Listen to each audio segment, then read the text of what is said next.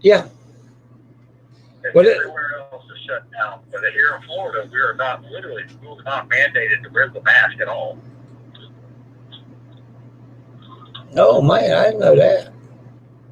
And the governor, where I'm at, and the governor came to our town. He didn't wear the mask, and he didn't invite our mayor either. Okay, it just came across my thing that you're live. Yeah, but I'm trying to see. Yeah, okay, I'm on there now. That's what I was looking. Ready? You want to get on there too? I'm not getting on there tonight, Shannon. Oh, okay. Shower here in a minute. I was messing around with. Ready? You want to get on there too?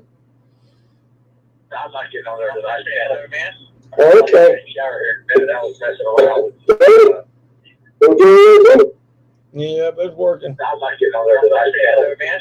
Oh, okay. Shower here.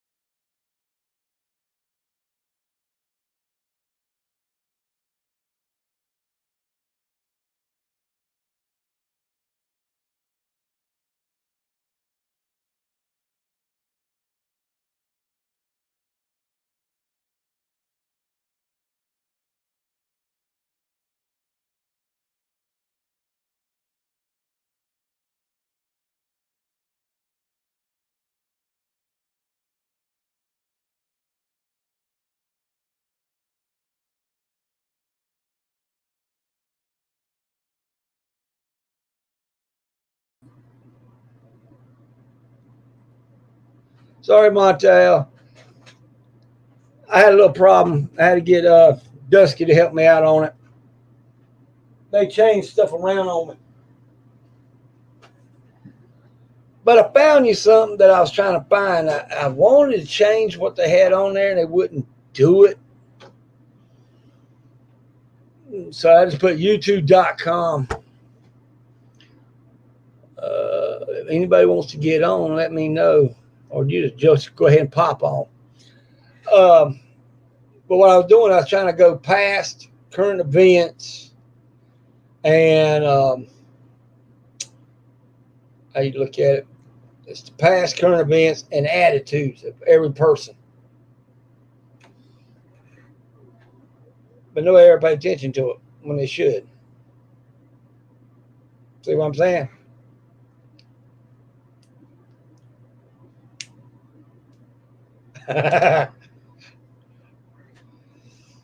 So now you know what I was doing.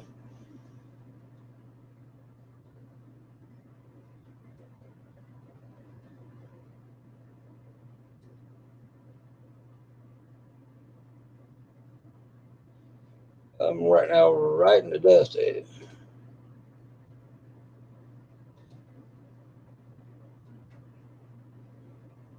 I mean, of North Carolina, and happy how they say it. Happy Father's Day. That's Happy Father's Day to all of them. I don't have kids. I got God kids.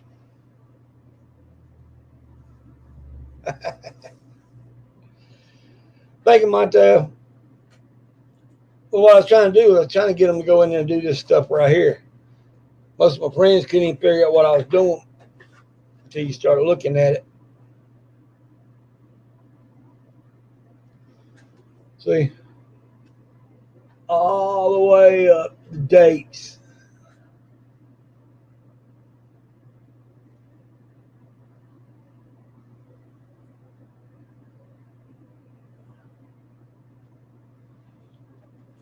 But I didn't get my chance.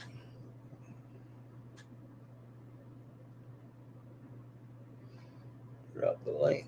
Now, how you do that, Dusty? Oh, wait a minute.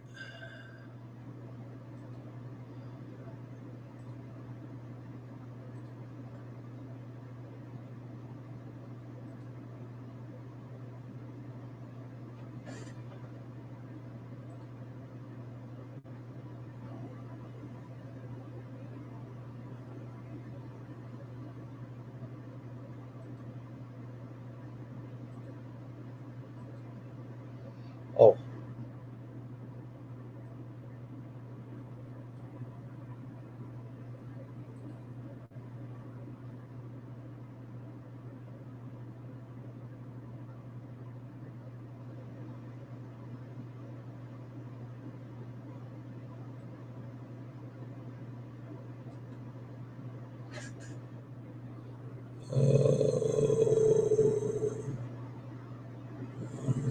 I'm not gonna do it that way. I do it this way.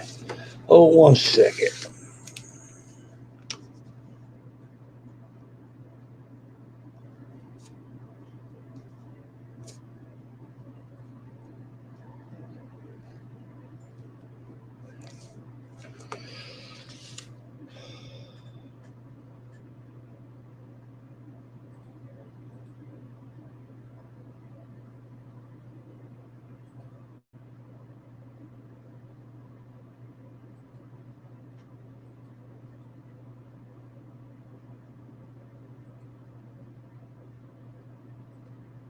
There you go. Like I did it right.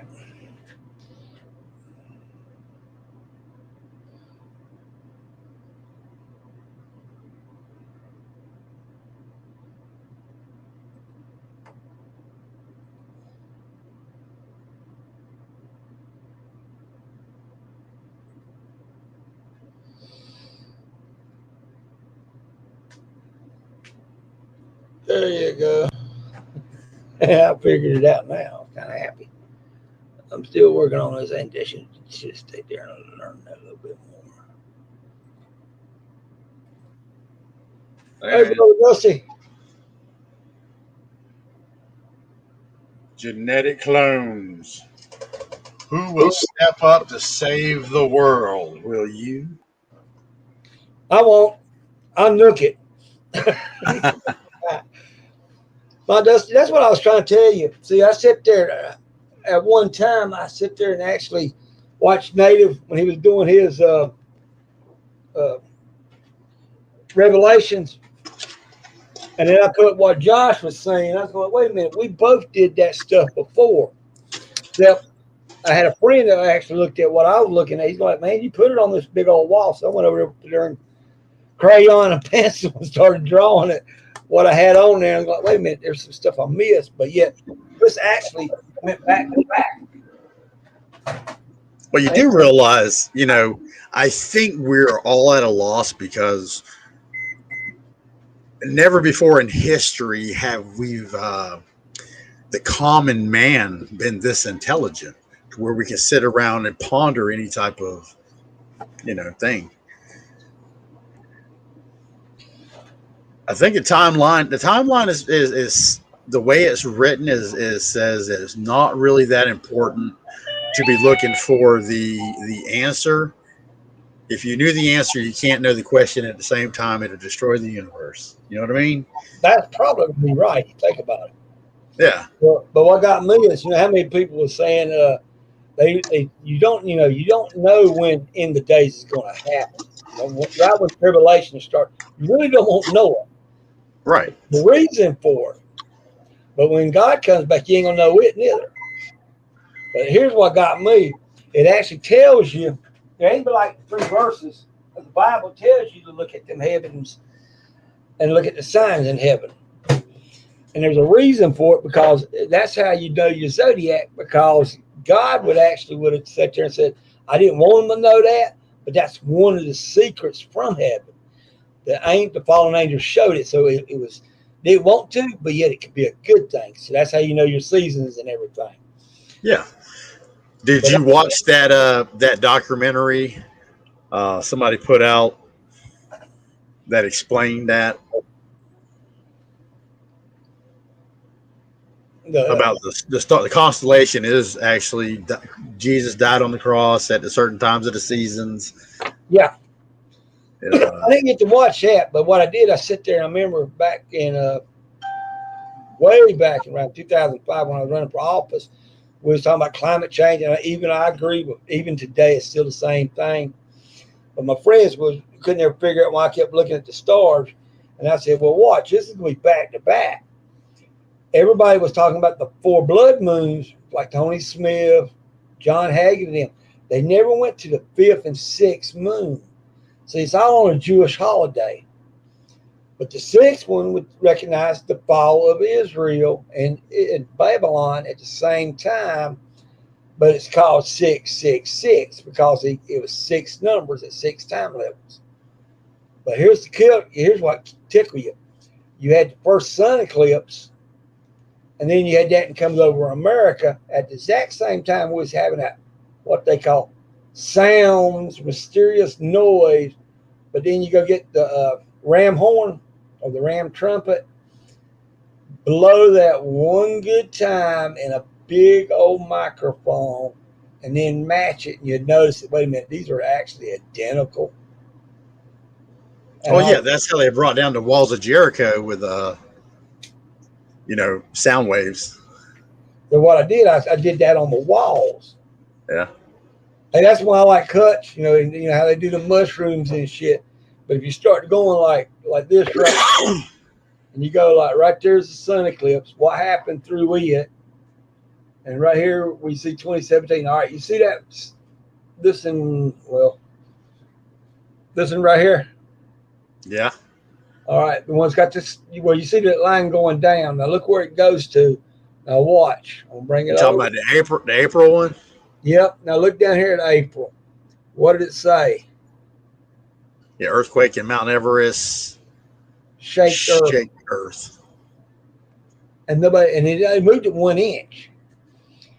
But nobody paid attention to it. That's where I look at Native. I'm going, man, you should be thinking. I heard this before, but it has.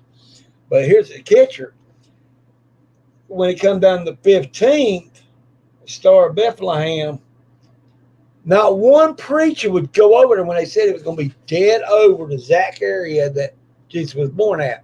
Not one preacher or scientist would go near that area until afterwards. And then they turned around and said, wait a second. Well, that star there, I loved how they did it. 2065. And I'm going like, how in the hell did you get that? Cause and it's going to be over Australia. Now, how can it be the Star of Bethlehem if it's over Australia? You see what I'm saying? It's right. Not. And the main light actually went straight down to the manger area, or what they call a house now, but it would have been a manger there. That's what gave everything away. And I was going like, I better watch this now on, because this is too much backing with the Bible and how we're doing stuff. So most of my friends wouldn't listen. I was going like, well, you need to check, because after that, we're going to have too much more. And here comes 2017, and nobody paid attention. And I was going, well, Blood Moon 2016. And they was going, what's that? I was going, well, that's a bad sign, because you got one more extra blood moon you don't supposed to have. That's when I start talking to the Jewish people in Charlotte. They go, well, if you got 6 blood moons, that represents 666. That would represent the fall of Babylon and later the fall of Israel. Now look what we had. We had what happened in 2021, the fall of our government, which was fucked up, and all the good things was going on. And now look at the new leader of Israel and what's going on there. And you'd be going like, wait a minute, it's the exact same thing. Yeah. We just went backwards instead of forwards. It's like me and you would say it went zigzag on us on a highway. We're going like, what the hell? Well, no, it goes to say not all the world leaders are on the same page. You know, everybody's trying to guide humanity in the direction they want it to be. And so far they're thinking religion is going to take back over again. So if that happens, there goes all the science that we just accumulated, because that's what religion has been doing for centuries, is destroying history. Yeah. See, deleting how the people have been deleting our history, saying they're going to change it. What they should do is say, no, we ain't going to delete shit. We're going to take back everything, and you're going to write it down the way it's supposed to be the first time. It's like me and you. We take our time and learn something.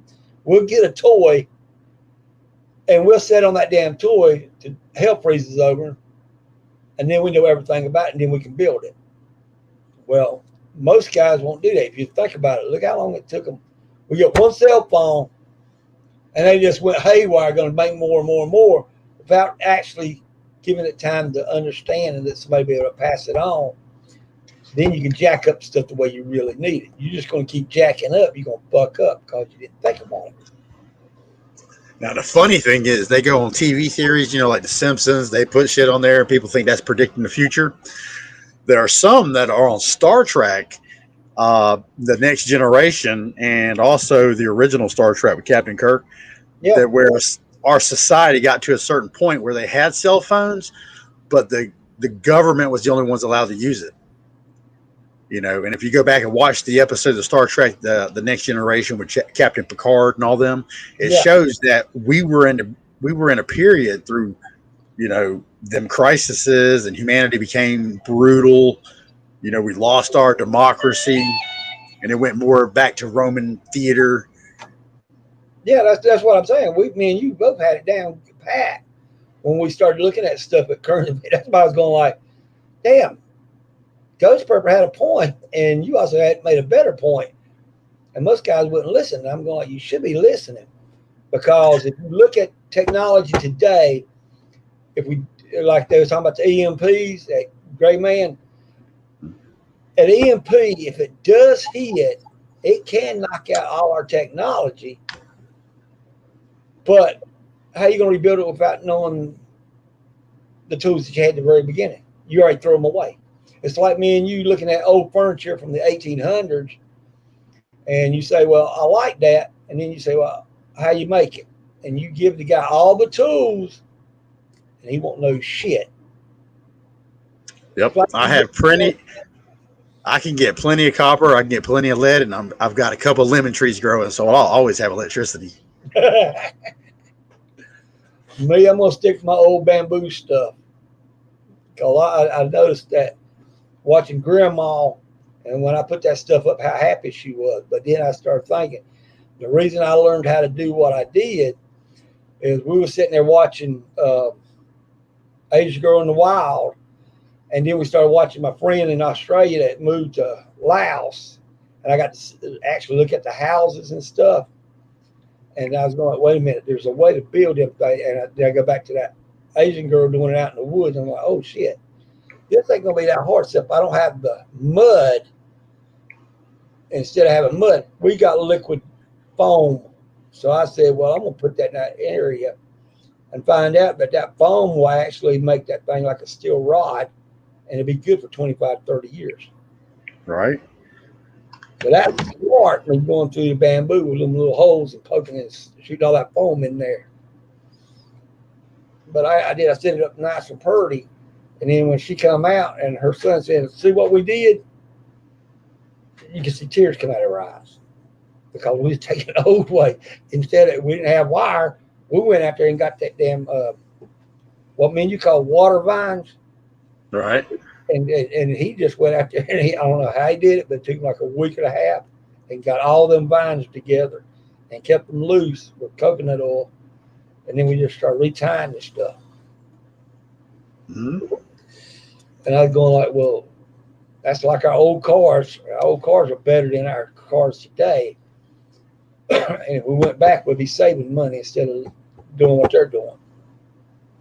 Well, I think they're trying to get rid of the individual conveyance and have mass public transportation. That's the only way this works, is if they can get the common people to move to the city and abandon the countryside for environmental reasons. You know what I'm saying?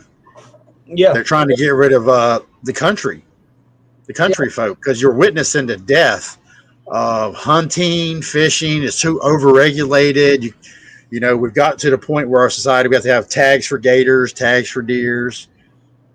You know, It's like I say, Prepper told us. You remember when he was saying that Bill Gates was buying up this and that, and then you start noticing, well, the guy who owns Amazon, he's buying up trees and forests and woodlands because there's money to be made. And then they're going to monitor it. So you can't even go out there and cut you a piece of limb. You go to jail for it. Right, because the organism that a human is has to be, they're trying to hinder us from overdoing it, and they think they got it figured out. And the only really way you can figure it out is if you agree with Hitler to have that utopia. We're going to cut down 100,000 trees over here and make it a business. That way, you, as a government, you can regulate my business, but I can always replant during the regulations to keep replenishing the supply. Yeah. You notice over in Europe, they're not replanting. Their shit's desolate. That countryside is pretty much just highlands and all, destroyed. It's been eat up for centuries. Well, Australia and England, when Australia let them have the wombat. I think they say wombat. It's a damn small little kangaroo. Well, why you gonna put them over there in a different kind of climate and get them trained to eat stuff there? Well, that's what they did. They took them over there. Now, like Russell Brandon's dog, it panicked and it saw something he didn't see. And that damn animal whooped the shit out of him. Now they're going like, wait a second. We got to rethink about this stuff a little bit. And I'm going like, nah, you're making mistakes because you're not looking and thinking first. You just go ahead and do like a kid. But we've only been doing that for maybe 100 years, if that, because since the 1920s, and I hate to say this to sound sexist online, but since the World War I has introduced women into the dynamics of our financial stability, in our country. That balances out, adding them to the workforce, getting their paychecks, and then diverting it back to the, so you got two in the family, two instead of the one breadwinner. You got to equal in the home, which they destroyed the dynamics of a family by doing that. And now you're not married under the eyes of God. You're married under the eyes of the courthouse.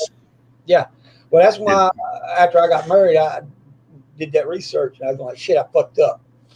And my grandma and everybody else going like, what do you mean? And I turned around, you got a marriage license? She said, yeah, from the church, but not by the government. We sent them a note. And I'm going, oh, what's that mean? And she explained to me, when you get married in a courthouse, or you go get your blood test and everything for the government to get their marriage license, now you got the third party.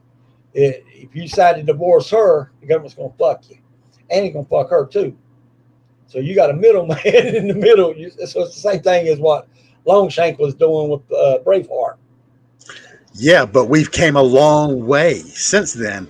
Terminology, our language is a little more sophisticated and straight to the point. Mm-hmm. We do have our large culture of slang, but for the most part, if you were to say a juvenile, we all know what a juvenile means. You know, if you say marriage versus that's my old lady, you know, you say, well, they're together, you know, and marriage is probably part of it. So we have our slang culture, but we also do have a higher understanding on the subculture as well. But how, without being a king and monarchy, how is our government transforming how the way we're being pushed? I think we're being pushed for back to 1920 standards. Personally, you know, to humble us, we got to humble ourselves. If anything, these other countries, you know, like the furthest part of the world, without saying it, they believe in punishing cultures. You know, I'm going to punish them for saying what they said. They really believe in that crap. I mean, they are really straightforward. Honor this, or they'll jump on their swords. You know, they really believe in that stuff. So they could be punishing us, and we're looking at them going, man, you let loose an epidemic on the planet to punish us for talking. Yeah. We're more sophisticated than you being able to punish us anymore. It's like me and my wife. If I go to her country, she's supposed to walk behind me. And what I say, period, she can't dispute it. She's got to do what I say. If I don't like her, or if I say I want sex, she don't want to give me no sex, but I can whack her and throw her in the ditch. That's the way they do. But over here, that's why Laos is looking at us and started copying our ways. Well, we can't be doing this. That'd be lowering our population. At the same time, the woman has the better idea sometimes. So they're copying us and looking at how we did it. That's why the UK, they started talking, you know, how we're supposed to be doing what they say. Like when the school system started sex education, they copied Europe, England. And then when they started changing stuff around, I'm going like, well, that don't make sense us doing that. When we should have stayed with my grandma and grandpa's way of doing stuff was 50-50 and down the line. That's it. And teaching sex education should have stayed with the mama and daddy, except when it comes to sexual diseases. So now they changed all that up till it's all messed up. That's what got me looking at it. And then I look at my wife when me and her talks. If you was here at my house for a year, you'd be getting a kick out of it. She barks because she's from the monarch area, because her dad used to take care of the king. And me, I'm doing American way, so I ain't gonna be putting up with it. So it's like two bulldogs. So the way we do it is she tells me one thing and walk away quickly because I got a real bad temper. And me, if I say something, I'll walk away from her so she can figure it out. If she has a problem, I'll come back and answer it later. But it's like it ain't tug of war. It's more like what's what is you got to think about it before you actually give a full answer. Right. So me and her goes like her bedroom, and I got my man cave. She stays around her house. I'll stay in the man cave. But if I have to go in her house, I got to go by her rules. If she comes to my man cave, she got to stay outside the man cave. She can't come inside. I know, right? Because women get the bathroom, and I'm going to say the kitchen, but, you know, I found out in my early years, women don't like it when you buy them a new washing machine or a dishwasher. That's not a birthday present. I mean, really?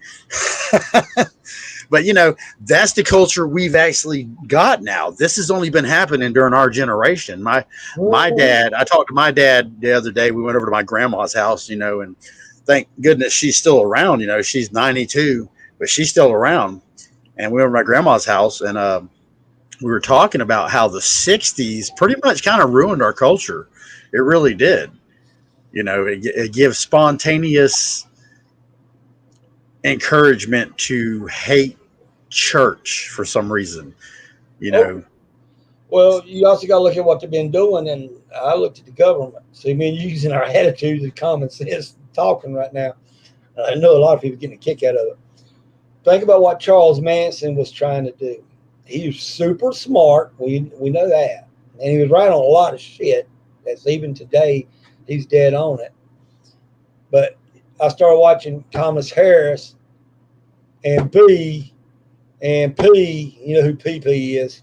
mm-hmm. She could stay over in California, and then look at California's government, senators, and congressmen. They're actually trying to start what Charles Manson was trying for, a racial war. So he's got to keep everything divided. One way or another, they got to do it this way so we can get a war going. Well, that ain't happening so far. And if they can get that thing started, though, they would actually take out the First, Second, and Fifth Amendments. And nobody would even pay attention. I'm going like, well, that's pretty fucking smart. Started watching it, started looking at that. I go, wait a minute, they copying some things right out of Charles Manson's words. Oh yeah, don't kid yourself. They got the smartest people in the world analyzing, you know, even people who match Sigmund Freud, you know, and what their desire, what one man's desire would end up costing the country, you know. Look at we still can't even figure out why they assassinated Kennedy, you know. I still think it's because he's socialist, you know. It was a Russian incident. A dude named Sirhan. Come on. Yeah, but you also got to remember he also hit them damn mobsters too, and then mobsters don't like that shit. Well, who was it? Who was it that got John? The assassin. John Kennedy. Yeah. Yeah. It wasn't Sirhan. That was the one that got it. Oh, I don't know who the guy. I know who you're talking about because he was a cop. Yeah, he got him. Jack Ruby. That who got shot? Jack Ruby. Yeah, I think that was. Yeah, see, during that climate, and then from that point to the 80s, when somebody tried to do Reagan, and then Reagan passed the Brady Bill, but then Obama allowed the Brady Bill to lapse. Now we were able to get the bump stocks and all the new gadgets and ARs and such, and he let it lapse, and they built it up to now. Why take it away? Because it's going to cause a hell of a disturbance, and they are a lot more superior than 1980s, you know, just coming out of the. Man, you remember when Carter got in office, he was just a poor old farmer, but yet he passed that law that you got to have $1 million. And if you go back to the Frederickson's, I think it's theory, he's got two theories Frederickson's did. One was how to do mass productions. Instead of having one person do it, you get about 3 or 4 and you just pass it on down and then just make the hamburgers. The other one was the common poor person and the elite would usually pick the same people unless you go for money. Then it shifts. Right. That's what we're watching because they passed that law there. Now, even when Trump got in there and says now anybody can be a president, no, they can't because of that one bill. He didn't ever sign it. See, that's what messed him up right there. But everybody was paying attention. But when I was like we was talking a while ago about that chart I got right there. Yeah. Think about it. Now I want you to look. We're gonna go right. Now that's you realize that's all what you're doing there is Latin. You know, I want you to think about you're saying we're dictated by the stars. Our emotions are dictated by the moon. And no. Just look at that. When we hit this eclipse, everybody changed on us. That's the sound frequency. But what got me was, now you remember what Obama was saying. He was messing around with other things. Nobody paid attention. But then when you start looking at the other parts, like, I'll read this alpha for you. Kirchner's peace deal with Arabs, which that would have been what they was looking for. Then you had the sacrifice of the lamb was already passed. So all that's passing down through the Bible, but nobody's paying attention is that as soon as 2021 hit, They didn't pay attention to 2020. Well, it's not technically 2021. It's actually 5,700. And if you go by the Jewish calendar, man, that's way, way later than that. Way up above the numbers. Right. So who created the Christian calendar we got now, the Judeo, 12 increments? But when you start looking at it, though, and then you look at our politics and you start watching it, you'll start catching on the same things we did when we was kids. Basic bullshit. To solve a problem would take maybe 2 words. You got to have 20 pages. I mean, that's how I've been watching the politics. I'm going like, wait a second. Well, we know both of them's corrupt, but which one's making the most money? You'd have to look at both of them's bank accounts. And I bet you most of them be getting the same amount of money from certain people. So I started looking at it, and then I started looking at the recognizing Israel. Well, that was Trump doing that. Putin was doing something on the side. He agreed with Trump doing that, but China didn't like that. That's when you started hearing about the trade deal, but nobody paid attention to the outbreak of locusts coming across. There's our food shortage started. That it's just the companies that did this. Yeah. Actually supposed to be doing something to get rid of them damn locusts. But you got to remember, it hit Africa, Middle East, India, and then a little part of Australia. So how in the world they got that? And then you look at the emails of someone else, which is Dr. FU,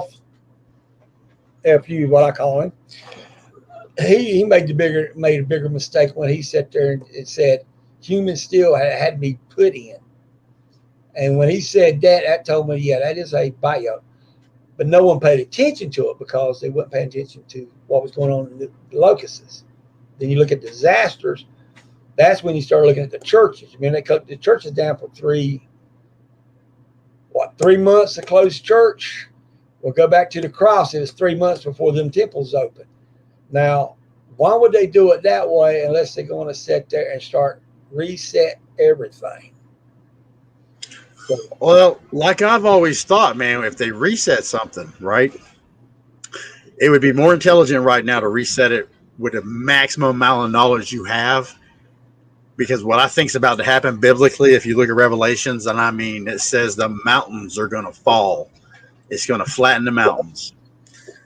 I think we're about to see we talk about an earth shift. I'm thinking Pandora or Pandorum. Yeah, I know which one you're talking about. It's Pandora. What if, it reshapes every continent? Australia is still moving. They've already said it moved 10 feet in the past 100 years, and they've proven that. So we're still moving.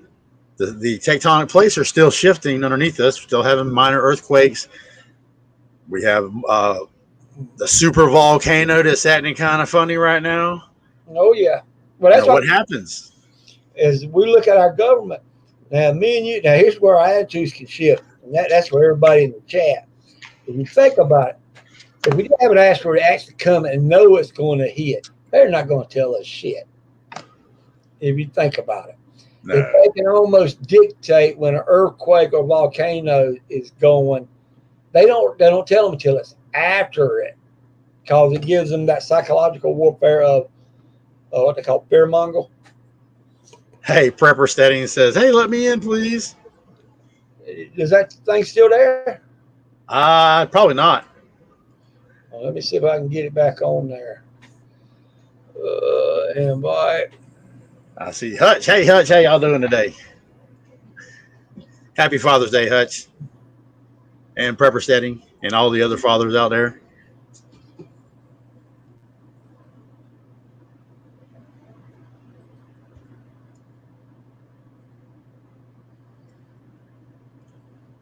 He can get in when he wants to now. But that's what I caught on to. Most of my friends got mad because I was looking at it that way. And I was going like, well, you got that. But when we started looking at all the other stuff going on, like the UFOs, well, one of my friends caught me off guard. He's real old. He's got his own video channel. I didn't know it. And that was what they call the door. And he actually went to Luke where it's talking about how demons would come down from heaven to earth, and that's what they'll be doing. That's what you was talking about, the higher technology and greater wisdom. Well, nobody's paying attention to it. They're just looking at, oh, it's going to be a spaceman. He's going to look like this, this, this. I doubt he's going to look like what they think. Because I have a feeling it's going to look like one of us, a common person playing what they want to play. Now Hutch put a comment down there, man. I'm going to tell you right now, it is a biblical thing. They say it's going to happen, trial by fire.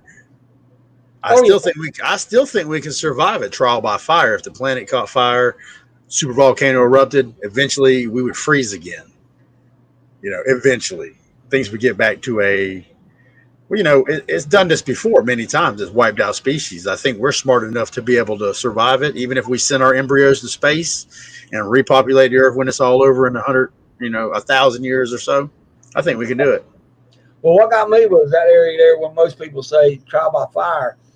That's going to be when the sun's going to cook everybody. Well, you have to think, first time they ever put a heat dome up, there's got to be a reason why they had to put that word in. And then you start looking at the humidity and the UV rays coming in. Yeah, that could probably be right, but that'd be probably y'all using a lot of glass and aluminum to make a, what do you call it, a magnifying glass light barrier. And that's what's cooking us.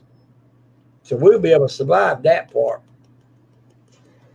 But I don't think they're going to be letting everybody know when the shit does hit the fan. It's like that weather they've been having in the West. Like Arkansas and them was talking about, me and you over here, but we've seen them numbers in Arizona like dangerous is 102, 103. Yeah, that's a lot different than what we're used to. Oh, yeah, but I've seen 80% humidity lately. Yeah. And so muggy, you can't do nothing. Well, Prepper Steady, are you still in the room, man? He said, come on up here. I see the StreamYards dropped in the chat, man. Where you at? Hutch, where you at, man? Everybody leave?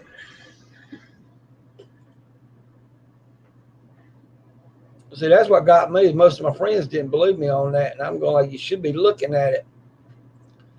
Because what we're doing is just sitting there talking about it, like Josh and them. I wanted Josh to come on here because I was going to ask him about that. Well, I mean, you was talking about while they go on the telephone.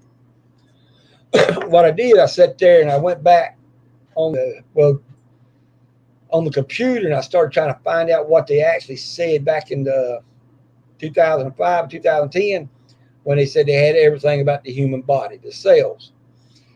And I remember Tony Smith had it also. Now, here's the catch. If an ape's got 44 cells to be an ape, and we got 46, that makes us human. They got the mollusks, they got all that, but then you got to remember, with every different cells is a size. All right, that goes by tens, by thousands per cell, per human. All right, now when it got down to listening to what they was talking about, you start noticing, wait a minute, they're missing something. And the first thing I didn't even think about is when the new scientists start saying, well, we got certain billion of cells of a human that makes a full human. I'm going, nah. And then I caught on what they was trying to actually say. I had to rewrite it. The guy pulled his paper and rewrote it. It's the bacteria. They needed 38 trillion cells of bacteria. So that would put us around 68 trillion cells of a human body. And I remember what he was trying to say to a guy on one of them little universal satellite telephones. And it actually, he couldn't say it. He's doing like we doing. We keep saying double jab, this and that. And he said, it's 3. So that would put us around 71 cells. That would make a new species because it don't leave the body and everything else is leaving the body. So that made sense. But most of my friends, they couldn't ever catch on and understand what he was doing. I was going, well, go in there and start look it up on the internet, on their Wikipedia, and then start going through the different kind of cells and stuff. And then you get to the bacteria. If you got 38 trillion bacteria cells, that would put you around 68 trillion cells in the human body. But then you got to count the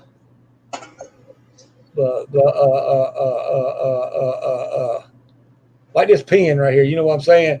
Yeah. Yeah. That don't leave your body. So yeah, you're gonna have way more cells than you think. You'll have 71, but it's going to keep building. So you'll be a new species. Yeah. And Well, that's what they call Zuckerberg saying there. Having a problem changing human DNA. Yeah. But I can't believe he would actually, root for humankind, but you never know. Well, you remember what he did with that Al Snow, the guy who leaked a lot of stuff. Yep. He wanted to get that music from a band that he used to play with and use it for Facebook's ad or something. And the rock star turned around and said, "Fuck you." Pissed him off. You want to censor everybody. That's the first thing he said. I go, "Oh man, that guy's pretty cool. I thought that was neat." Very rare you see something like that. Hey, Prepper Steady, man, are you going to get on here, man? He's like chatting me up over here on the phone. Some of us still have jobs. I'm retired, man. Retired. And tired again tomorrow. I'll be tired again. I'm going to be redoing sheet metal at a temple. But I found a different way of doing stuff like my friends didn't understand. I'm just going like, I like how this guy got it set up. I go in, he's a beginner, but he's been like 38 years in this kind of business. I'm going to be like a ghost. So when I do stuff, I'll just do it. But what we'll be doing is we're going to redo this temple. And I think what it is that temple is a building, just a regular building. Tear it down. And then we're going to have to do the loops with the metal and stuff. And he don't know how to bend them. And I'm going like, oh, shit, I got to see what it is first. But I like it because I'll be able to get me a camcorder. And now I can go out in them woods and say, all right, now look at this. Look what I'm doing now. It ain't the camera, man. I'm telling you, you're doing too much sophisticated stuff. You can actually survive on your own, man. You don't need all this crap. Yeah. But all the preps that I've gotten right now are for normal disasters, hurricanes, the heat wave. Man, you got to go out when you're working outside. You got to have a place to cool down. I don't care who you are. You will drop. I've had a couple of heat strokes. You will drop out here in Florida. Oh yeah. You've got to have a body of water to submerge yourself in and then cool off shady places. I'm in the process right now of trying to look where I need to get some more shade. Yeah. For your house. Well, for the yard, man, because I've got an open field pretty much and a couple of trees. I'm maximizing my building structures and kind of making like a lean-to, but with a cloth roof. Yeah. So you see what I did to my roof? Well, we got some blackberry bushes, and it is very temperate to the sun. And I'm finding out where I can plant, where the best place to put my raised beds at right now, because some places are just too far out directly in the sun, and I'm going to have to build something there like a hoop house to get things started in that area. Then I'm going to have to shade it. For me, I sit there, and most of my neighbors, they noticed what I did. I let my yard, didn't want to mess with it and let it burn. And they asked me what I was looking at. I was going, I'll show y'all something. See all this grass right here? I said, you don't supposed to cut it but a half an inch if you want some good grass. If you cut it down as low as I've been doing, I'm going to let it grow. So I'm going to let it die and regrow. And I'm going to do like Nikki and let mine pile up and then cut it. But the water, since my ground's clay, it goes down to a hill like. So it don't get enough water. So what I had to do is I'm hooking the pipes up and I'm getting a damn regulator or monitor. Right. And I have a timer hooked to it. So early in the morning, like 4 o'clock in the morning, water it. Then it come back on again at like 12 o'clock. Give it a 15-minute water. And then at 8 o'clock, that's what I've been having problems on the timing. 8 o'clock, let it really soak the yard up because it ain't getting enough water, and everybody else is going like, we didn't think about that. I'm going like, well, you should have.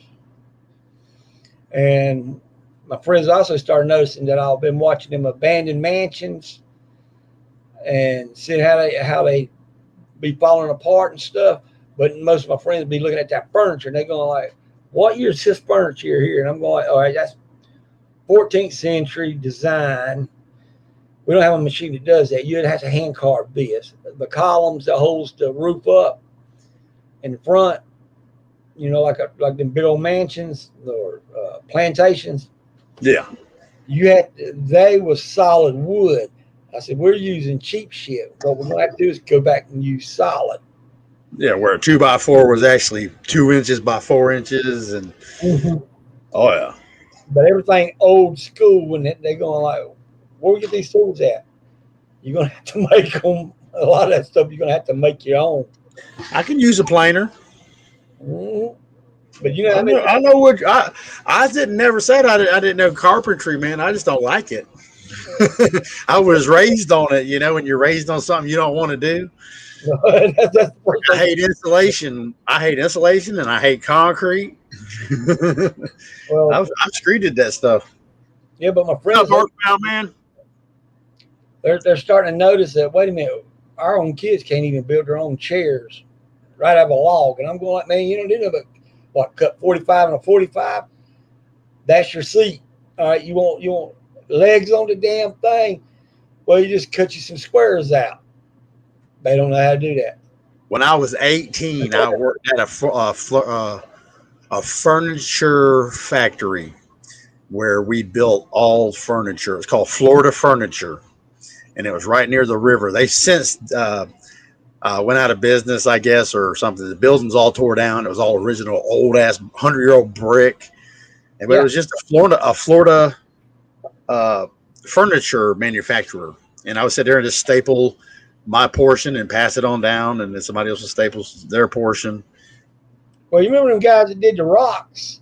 Instead of they use concrete and rocks, and they just make like stucco, and they just stick the rocks on there like laying brick, but it ain't. It's a certain way you do it. It's like a puzzle.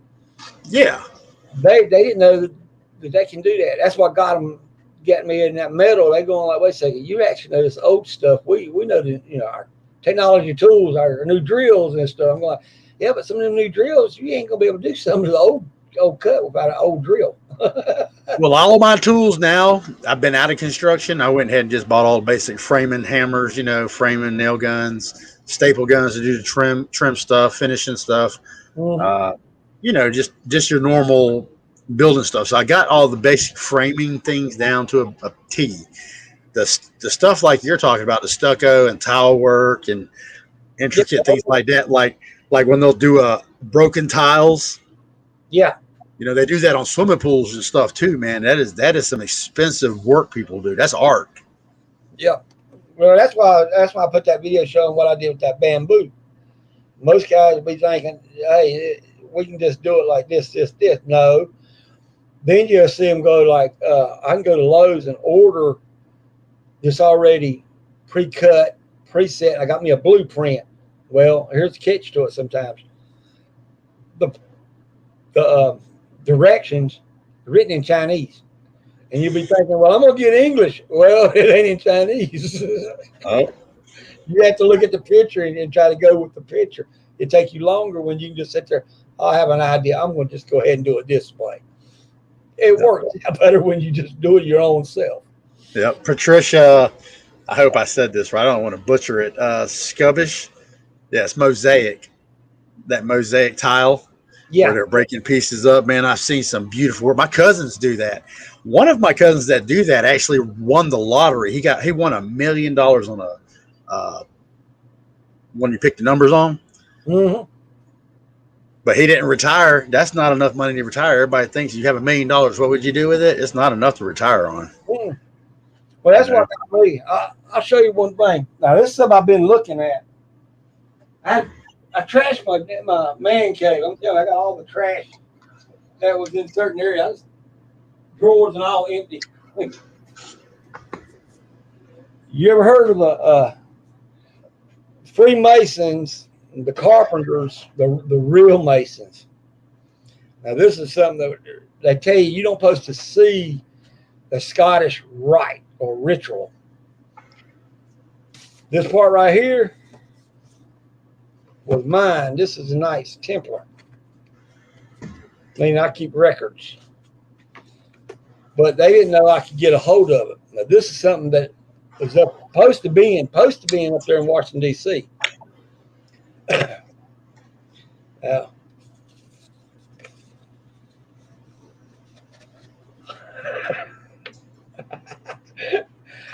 My uncle, he's going, how you going to get it? I said, watch. It ain't that hard.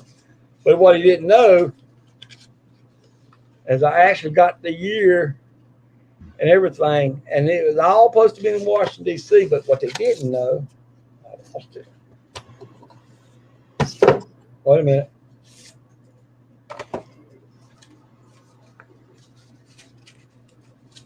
Every real Freemason in here, they're doctors, preachers. Well, they're all preachers. As a matter of fact, every last one of them's preachers. Every one of them's preachers. Ordained minister. Yeah. And I got, even where I'm at, as a Knights Templar, I even snatched it off of them. They ain't supposed to have it. I took it from them. But it's got one. Now, if the citizens of America that are in your chat right now wanted to get as many credentials as they possibly could under their belt, man, there's a lot of things out there like Notary Republic. Go down there and pay for the right to become a Notary Republic. There's a bunch of titles you can have underneath your belt. There's 6 groups right there that's supposed to control all of North Carolina elections. But they're, like I said, they're preachers who also did doctor work, Freemason work, carpentry work. And then you count the last 3, except mine. All of them are all actually just preachers and carpenters. They just do both jobs at the same time. But the last 3 are nothing but damn bankers. And I'm going like, that's what fucked us all up the first time. No.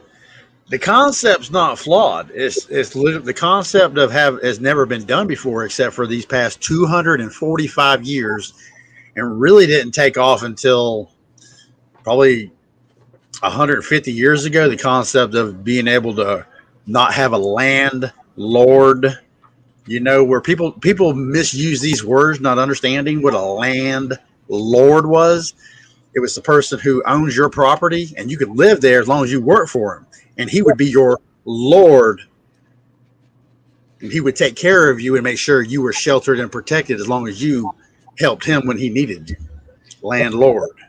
Well, that's what got me. I sat there and stumbled over this, and I was going, man, why is it over here in this damn drawer when it should be over here? I got a homemade box, what I would call a toy box, where I put all my little toys. What do you have a coat of arms for your family? Yeah. Okay, so it's English, German, and English. Now I have a coat of arms, but it's Irish, and the name means wild man. Oh, yeah. In Irish, well, in Latin. The Meltons, that's why I like Lord Longshank, Edward Longshank. Yeah.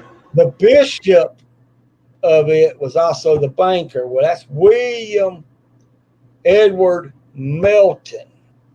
His daddy was Sawat, which was the first Viking for King Richard of Lionheart. Everybody there has been knights, even today. That's why I got mine as a Knights Templar. But what got me is you got Corbetts, who are actually German, but moved to England. Then the Claunces, they actually they stayed Jewish for a long time, but they was from Frederick, the first Knights Templar. They got land and became what you call world renowned making wine. Yeah. I guess that's why the Clonts is good at making moonshine. But they married into the Cherokee and Catawba. And then I found out later that the Meltons also married into the Cherokee and Catawba. That's why most of the Meltons are on the census. And I didn't get on the census is because my grandma, her brothers signed her kids over in 64. My grandma, when I was born in 65, she moved to Kannapolis because of Corbett. They didn't do it because they was trying to hide their own bloodline. Because I'm Jewish, and the clans didn't like Jews, and they don't like Indians. And that's why when I used to get beaten, that's why my skin is more white. It's because they bleached it. Because they had to get the blood out of my skin. Well, I have a unique lineage myself. All right. I'm half Choctaw. That's where I get my skin from because my father still lives on the reservation, my biological father. Mm-hmm. Now, my mother is Black Dutch. You know what Black Dutch is? African American? No. African Dutch? Nope. What? It's Romanian. Okay. Gypsies. The Ramadan gypsies. That's what they consider Black Dutch. So I have Black Dutch, Irish, you name it. That's what I was looking at. But only on one side of my family. The other side is straight up Choctaw.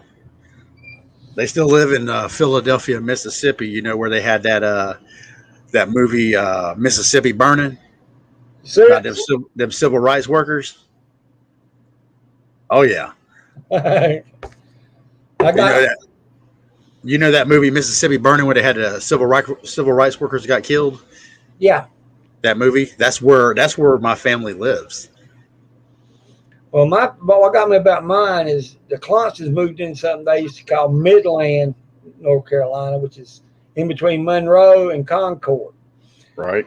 And the Clonts moved into that area. That's why you have Jeremiah Clonts is actually Jeremiah Glantz. He just changed it because it still wanted to keep the name Jewish, so we went back to the ancient names. But what got me is why they call it Hell's Half Acre is because if you attack a group of Germans from up north, raped a couple of girls, white and black, and they slaughtered the clan right there, and they call it Hell's Half Acres because that's what they did. They slaughtered the clan and said, you fuck with one, you fuck with all of us. I mean, right. Everybody lived around there, you don't mess with one of them. But if you go on the other side of Monroe, you got your witchcraft and you got your clan. So I try to watch everybody when I'm around in areas because I'll be going like, all right. That's why my family knows the Hams. You remember Jesse Hams, the senator? Yeah. Mr. That's what my grandma used to take care of, and my aunt used to take care of Randy Travis's family. So I got to know everybody to a point. So when it got to politics, I didn't know that much politics until I started going this number here. I got to look at this shit. This don't sound right.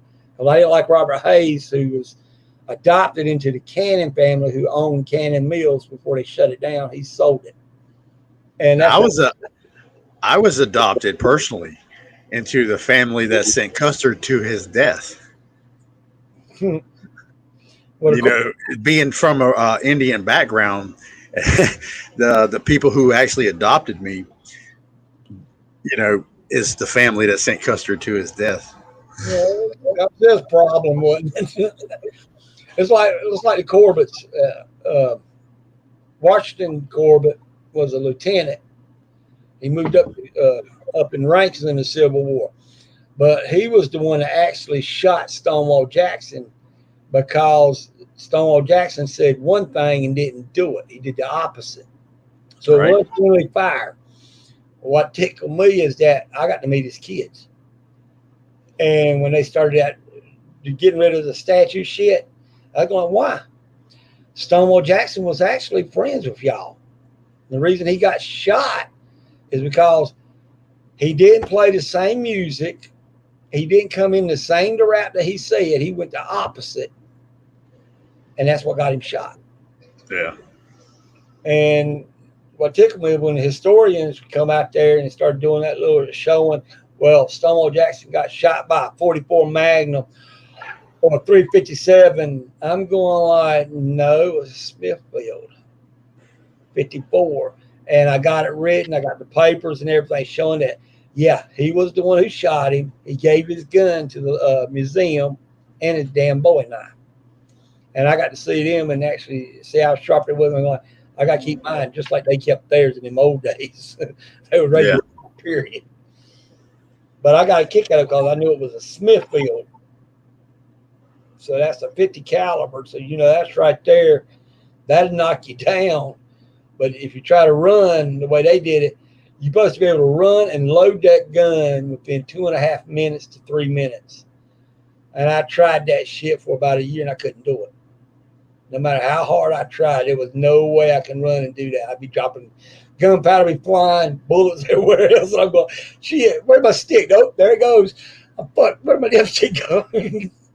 Yeah, well, that's why it didn't last very long during the colonial days. You know, you get one shot in is all they expect you to do before you run. You know, that's all they really wanted you to get in. But what, Two, you were ballsy. You get 2 shots in. But what got me is what he said, and they even backed it in the History Channel, is that Stonewall Jackson actually prayed before, middle, and end of a battle. Mm-hmm. And he made sure Sunday you would be at, you're going to have some kind of church festival and singing to God. Yeah.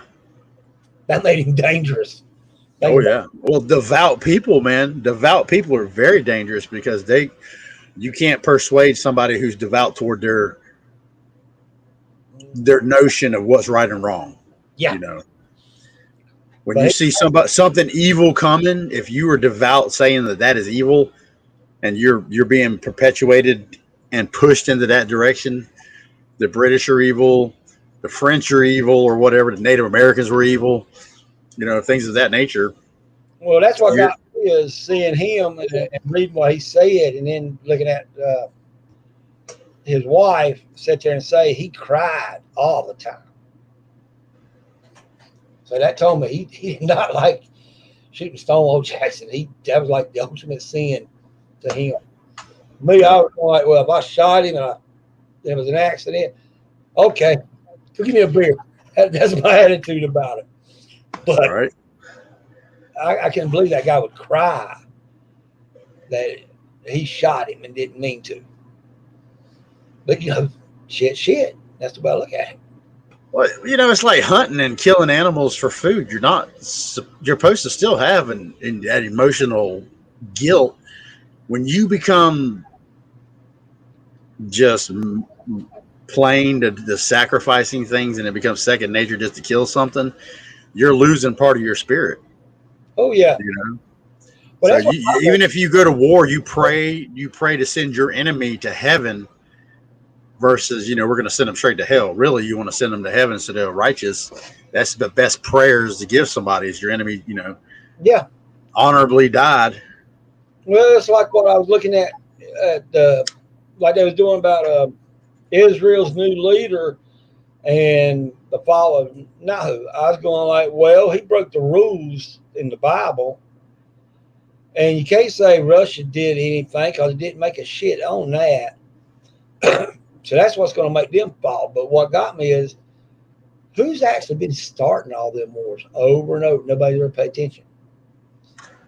I'm telling you, I think we were developed, like you start thinking about this. And I don't mean to be derogatory toward any person, but if you took a breed of dog and you just kept letting it breed and breed into a mutt, their genealogy turns stronger. So wouldn't that happen to people? Sometimes we will get a percentage of the best qualities in a people if you let them, you know, not have racism. If you don't have racism and you collectively, your DNA just keeps getting strung out more and more and more, you'll eventually create a human that's I like to say, just like the movie Divergent, the series of books called Divergence, you have warriors that are just born to be warriors. I think we do have that. Yeah, well, the way you need to look at it is the ones who's actually doing, like, it don't matter if it's, because I grew up around them and I trained them, like SEALs, Green Beret, Marines, we talking about the elite. All they got to do is just look at their eyes and you see how wild looking they are. But what it is they raised old school. They wasn't raised like everybody else. You had shit handed to you. These guys, well, if you steal something, you get that pop on that arm or you get your ass whooped. And then, Daddy would sit there and back him, man, you going to make it in football? Let's drop down and do me about 50 push-ups. And his daddy will sit there and count while you busting your ass. As soon as you say you're not going to do it, he's going to bust that ass again. So it makes you meaner, but yet you're focused. And then you got the other ones, because they're like what you were saying in the past. They got women doing the work. You got the man doing the work. There ain't nobody tending to them. Well, think about it like, how the temples was. The mom and daddy taught. The kid would go once a month, maybe two. We're talking about the days of Jesus. And what did he do when he come in there later? He only went like 3 times to the church after he showed them up that he's better than they are. Because the Bible tells you teach the kid words, he can read that Bible. And he memorized it. So he knew what they was doing.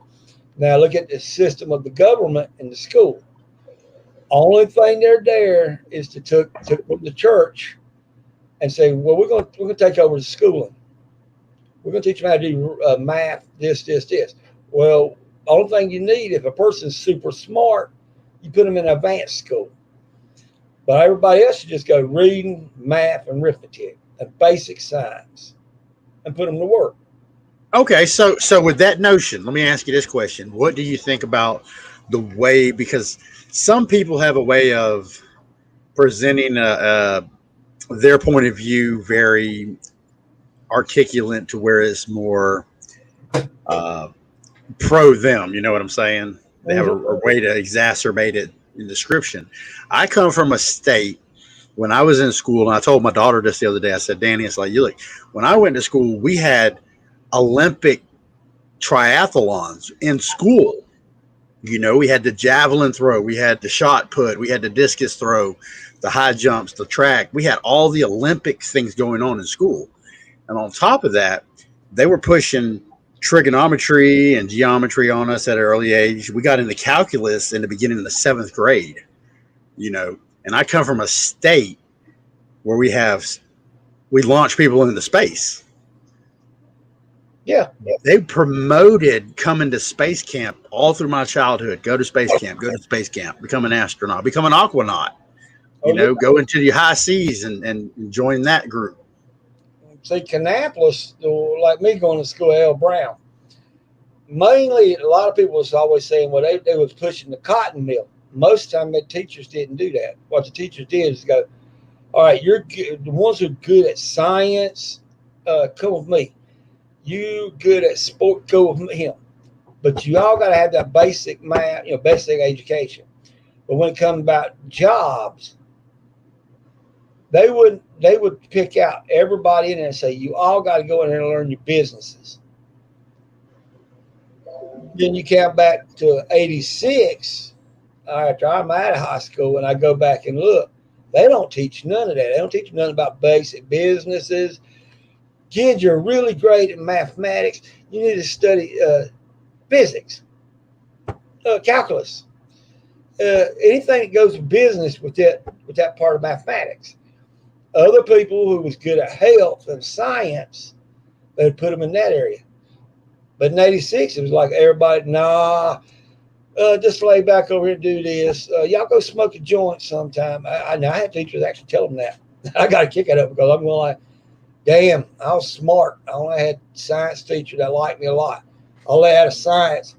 I'm going down in the creek. I knew my allergies and stuff. And then he'll sit there and say, well, when you get back that, I'll see you at your house. I hope you got some catfish. I'll go do my science right there with him. I'll go catfishing. All right. And everybody else is going like, why are you doing that? Oh, because he's a pet. I didn't understand what he meant by pick until I found out later. Oh, because I'm kin to Hams.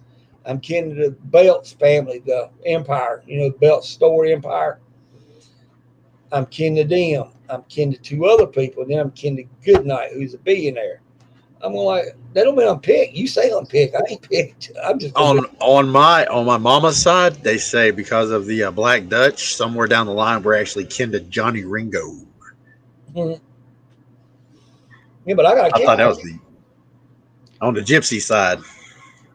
Because the way I looked at it is I wanted out of Kannapolis. And the best way to get out is do what the science teacher said.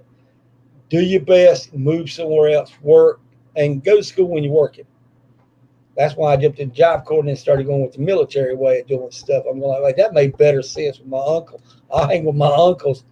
I'll learn 10 times more than sitting here watching these teachers just push people and up higher in grades. Anyway, I know the guy couldn't do it. Steve Wingler, he was great at football. He had a chance to get a football scholarship. Now, here's how smart he was. Couldn't read, couldn't do his multiplication, and couldn't do division. Now he's retired, being a guy who used to work on the septic lines. Yep. That's messed up. Now you see what I was looking at. I'm looking at, look what we got today. I mean, if we didn't have the technology, when it runs out, they're going to be stuck. And most of my friends says it ain't. I'm going like, yeah, you will, because you go to a level and you didn't learn the basics and you just kept jumping. You're going to run out of technology because you lost your ideas, your free thinking, your thoughts, your will, your faith. I mean, you just lose it. You can be. That's okay with me. In 20 years, I'll be a fucking wizard. You don't want to be that now. That's David. I'll get some sawdust and I'll show y'all some tricks. Now I can press some sawdust. I can do what them Chinese people do, man. I can make fireworks. Hey, you remember what David Copperfield and what's his name, Angel? Yeah, Chris Angel. Yeah. Do you hear what they call themselves? And they back it. They even said they did it in blood. We're wizards and warlocks. We're the masters. And I'm going like, okay. Dun dun dun dun dun dun dun dun. So you see what I'm looking at? I'm going like, y'all be the wizards and warlocks. You ain't going very far. Nah. They got their money, but you ain't never seen no more after them. After 20 years, it's like, bam, they're gone. They ain't nothing. They did get in trouble. They probably spend money to make sure it's on TV. Oh, come on, man. You got to tell me the days of Houdini's gone, man, because you actually got to see him and you couldn't figure it out in person. When they started putting Chris Angel and stuff on TV, man, I can do that shit. All I got to do is just pay some people to look astonished. Hey, look like I did something, And you go on TV, all that stuff. He could have had a crane just out of camera sight, could have had a platform, green screen on it. But you shouldn't be amazed on television. It's like that. What was that one guy that could tell you about the dead in your family? Yeah, I know who you're talking about. Yeah, that's the same stuff. On TV, it becomes a little bit more ridiculous. If it was in person, that'd be a whole nother story. Well, I got to see Copperfield when I was a kid. And my aunt didn't watch him, ask me to get the fuck away from me. He didn't want to be around me because I asked that one major question. Is that how you got that girl's telephone number? It was in your pocket. And he's going like, no, I had it on my hand. I was like, no, it wasn't. It's in your pocket. And his bodyguard, no, you need to get the hell out of here. So I'm like, fuck. I just spoke my mind. My uncle, if you hit me around my uncle and he's military, you imagine how pissed off he was. He's a war vet. He didn't give a shit. I asked a question. If you can't answer it, fine. You start putting your hands on me, he's got a temper. He go off. But I liked it because I was sitting there going like, now I know David Copperfield. He's pretty smart, but this is all mathematics. And that's the first thing in my mind. It's all mathematics. And I also noticed that he does use a little bit of quantum physics on certain stuff, but it's all in timing. So if you go with timing and mathematics, you can do almost anything you want. Well, a lot of the stuff Houdini did, man, he was a hell of a scuba diver, or short range. He could hold his breath underwater for quite a while. because when wiggling around, you're using all that oxygen left in your muscles. You're using every bit of it up, and he stay under a good 3-4 minutes. And that's a long time. But what was that guy who used to? He had to wear a mask until he was exposing the ones who was fake. The ones that tried to say they was perfect magicians, and he was showing their secrets. And I'm going like, well, that's pretty smart. And a lot of stuff he showed, I was going like, damn, David Copperfield did that. I knew I was right, 100% right. Now, busting boards and bricks, I have seen how they did that because I watched what they did, what they do. They set it up ahead of time to make their own bricks and their own concrete, and put food dye. Well, I wouldn't call it food dye, just paint inside the damn mixture to lock it in. And I sit there and going like, that's pretty smart. And then the guy come up who's, he is a true master of Tai Chi and Qigong. He's a masseuse. He did in trouble because he made a mistake in business, and he learned. But yet, I see what happened to him. But he sat there and said, "Well, in Tai Chi, you can't knock me out." And I watched a guy knock him out one punch. And I was going like, hate to tell you a little secret about that. What? That ain't chi that's knocking you out.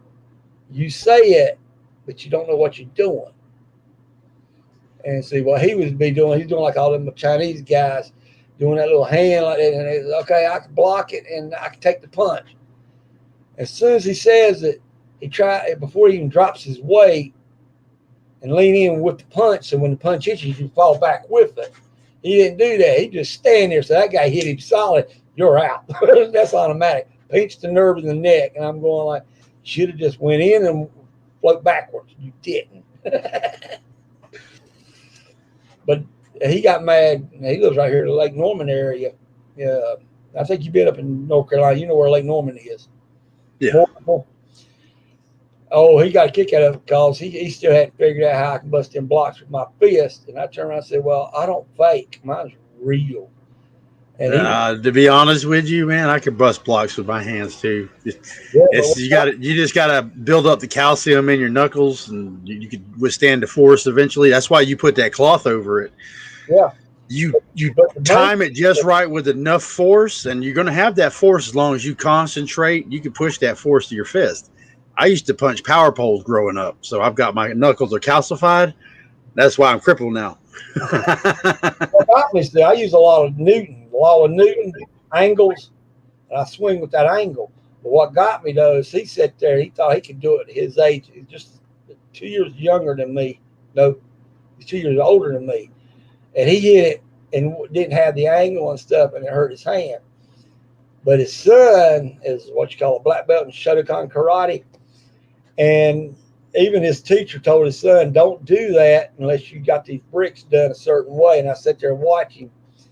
He'd drill holes and let the bricks sit overnight in water. And then he'd pack it in with another brick. You know what I'm talking about?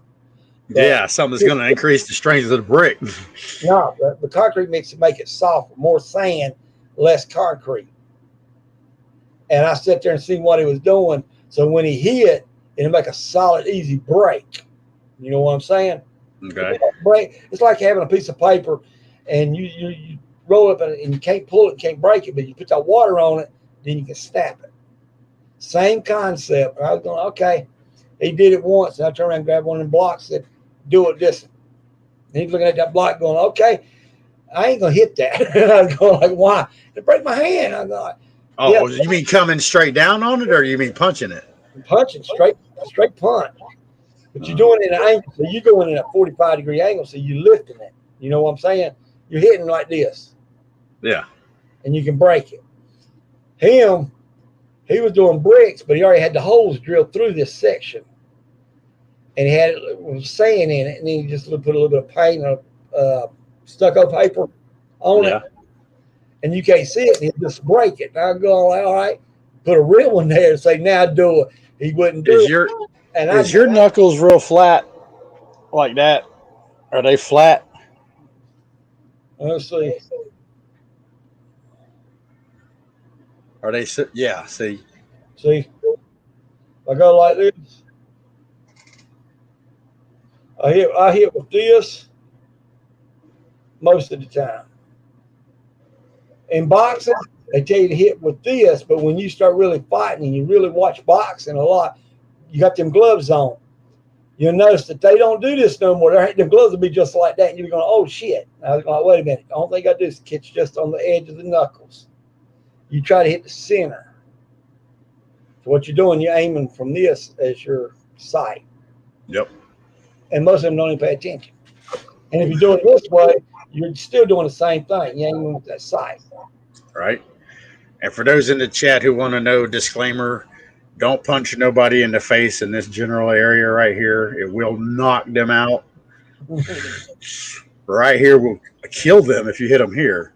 Go back to This general area. your ear. Go down below your ear, right on the edge of your ear. Push inward. See that soft spot in your ear.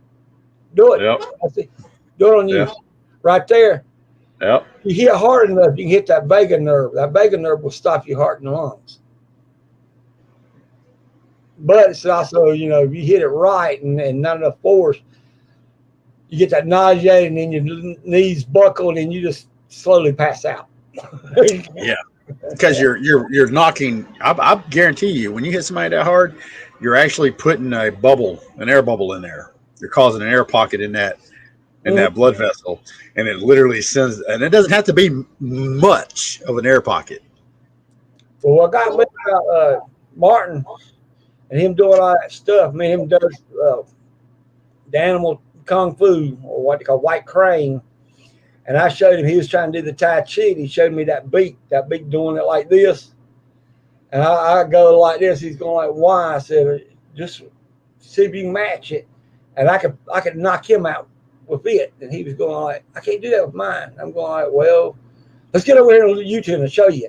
And I pulled it up, white crane.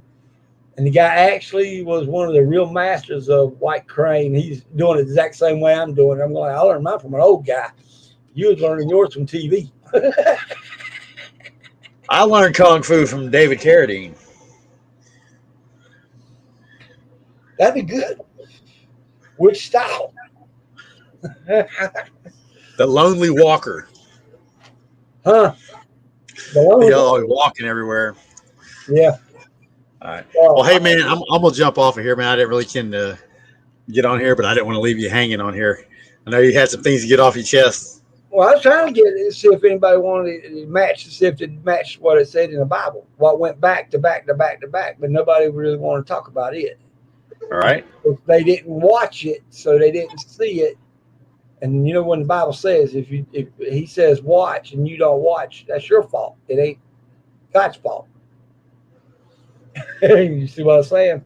Yep. Wanted to get to that UFO area and see if he wanted to pop on that and see if he wanted to argue about where it says in the Bible there are demons coming back to show knowledge and get control. Oh yeah, with fake shit that we should be able to understand ourselves, like quantum physics and quantum mechanics, and they're going to introduce somebody ancient is going to introduce the old school methods, like I'm talking thousands of years ago. I think they could have got it plain, but now they came out with more culture. We can come out with more technology. Well, they already found out that you can make gold. Oh yeah. And if they can make gold, they can make silver, crystals. Diamond. They make diamonds already. Cubic zirconium is a diamond. It's just man-made diamond. And they use that. Walmart's got them compression machines that just pumps them out. That's what I got me is most of my friends, they just now starting to learn it. And they got degrees, but they're learning stuff that me and you learned when we was kids. Well, alchemy. They make pearls too. I think it's the Japanese, that are making pearls. They're real pearls, but they're inducing the oysters to act. They're adding that granular sand to it, and they're inducing. They call them fake pearls, but they're still real pearls. They're just induced. Well, that's what got me. And most of my friends didn't understand that. That's why I was going like past, current, and attitude. And you look at how we were laid back watching this, and everybody else is still panicking, trying to figure out where to go. I'm going, why? You already here. You're supposed to enjoy it. Oh, I'm panicking, man. I ordered a cast iron waffle maker because that's one of the things I did not have. That's a luxury to have on top of bread making ability because I think I consider a waffle a bread. So I bought a Rome. The name brand was called Rome, and it came already broken, cracked. The cast iron was cracked. So that's junk. Well, me, my grandma and them used to use just a skillet and make their own pancakes. I'll show you. Hang on. It's surprising about them using it for cornbread. The skillet for cornbread. Oh yeah, I got the cornbread cob, cast iron cob looking pieces. But look at that. It came already broke. Oh shit. Yeah. Man, I'd be having a fit. My wife's got one of them. Hey, does it got that little pin on the handle where you can lock it? No, the other side. The other side. There? Yeah. Nah. Well, it's supposed to have a metal piece there. So you press it and leave it shut if you had to. Right. This came just like this today or yesterday. And it was already, the piece is still in the box. And I'm like, what the hell? It shouldn't have done that. It's supposed to be cast iron. Oh, yeah. And it was in a bunch of bubble wrap, so it's not like it didn't have any damage to the box, but still. Well, I already had 2 calls from Amazon telling me they were trying to get in contact with me. And I keep sending them back the same shit, and they still send me the same thing, saying, hey, we're trying to get you to work for us. But it ain't, for some reason, it's like they ain't hitting my mail or their mail and not bumping each other.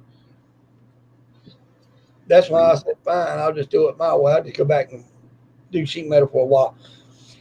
I got a friend, Hakeem Eel. Yeah. Now, you get a kick out. Let's see, I ain't sure I got his name written. But me and him was talking, and he got his 5th belt in that jiu-jitsu ninja. Yeah, I know what ninjutsu is. By Stephen Hayes, and he didn't know that me and him knew each other. And then I found out that Hakeem, he was on that thing Naked and Brave Survival. All right. Now you think about that, a black guy being the black ninja, the black MacGyver, running around butt naked in the damn woods. Well, that's what the 80s were, man. All the communities were taking it. You know, you had the blacks, the whites. I think the 80s, it was very inspirational. We really came out of racism in the 80s in my area. I mean, think about it. What they promoted on TV, Michael Jackson being that's number one. Like, how old are you? How your damn business, man. So, I'm 45. Well, you think about from 77 to 89, I never had no problem with nobody black. We were like brothers and sisters. And now look at it. It's like somebody just took it and just threw it out the damn door. I like that. Hey, I'll give you something you can go with that. A verse. Isn't that pretty? Oh, yeah. You ever heard of a movie called Storm of the Century? Yep. I love that saying because it made sense. Born in sin, you let the devil in. It takes you back to the Bible area with Paul and Jesus gave him about your sins, how many times he can forgive you, and he goes 70 times 10. 7 times 10 is 70. So how many times you do something, then you got to think how many times you got kids, how many times you let your kids get away with shit. The first 3 times you can spank them. But 4, 5, 6, and 7, I'll just overlook it. But at the end of the day, Judgment Day comes. That's why I like that saying, end of the century. Born in sin, you let the devil in. And I was like, oh, shit. That vampire pretty damn smart. It makes sense.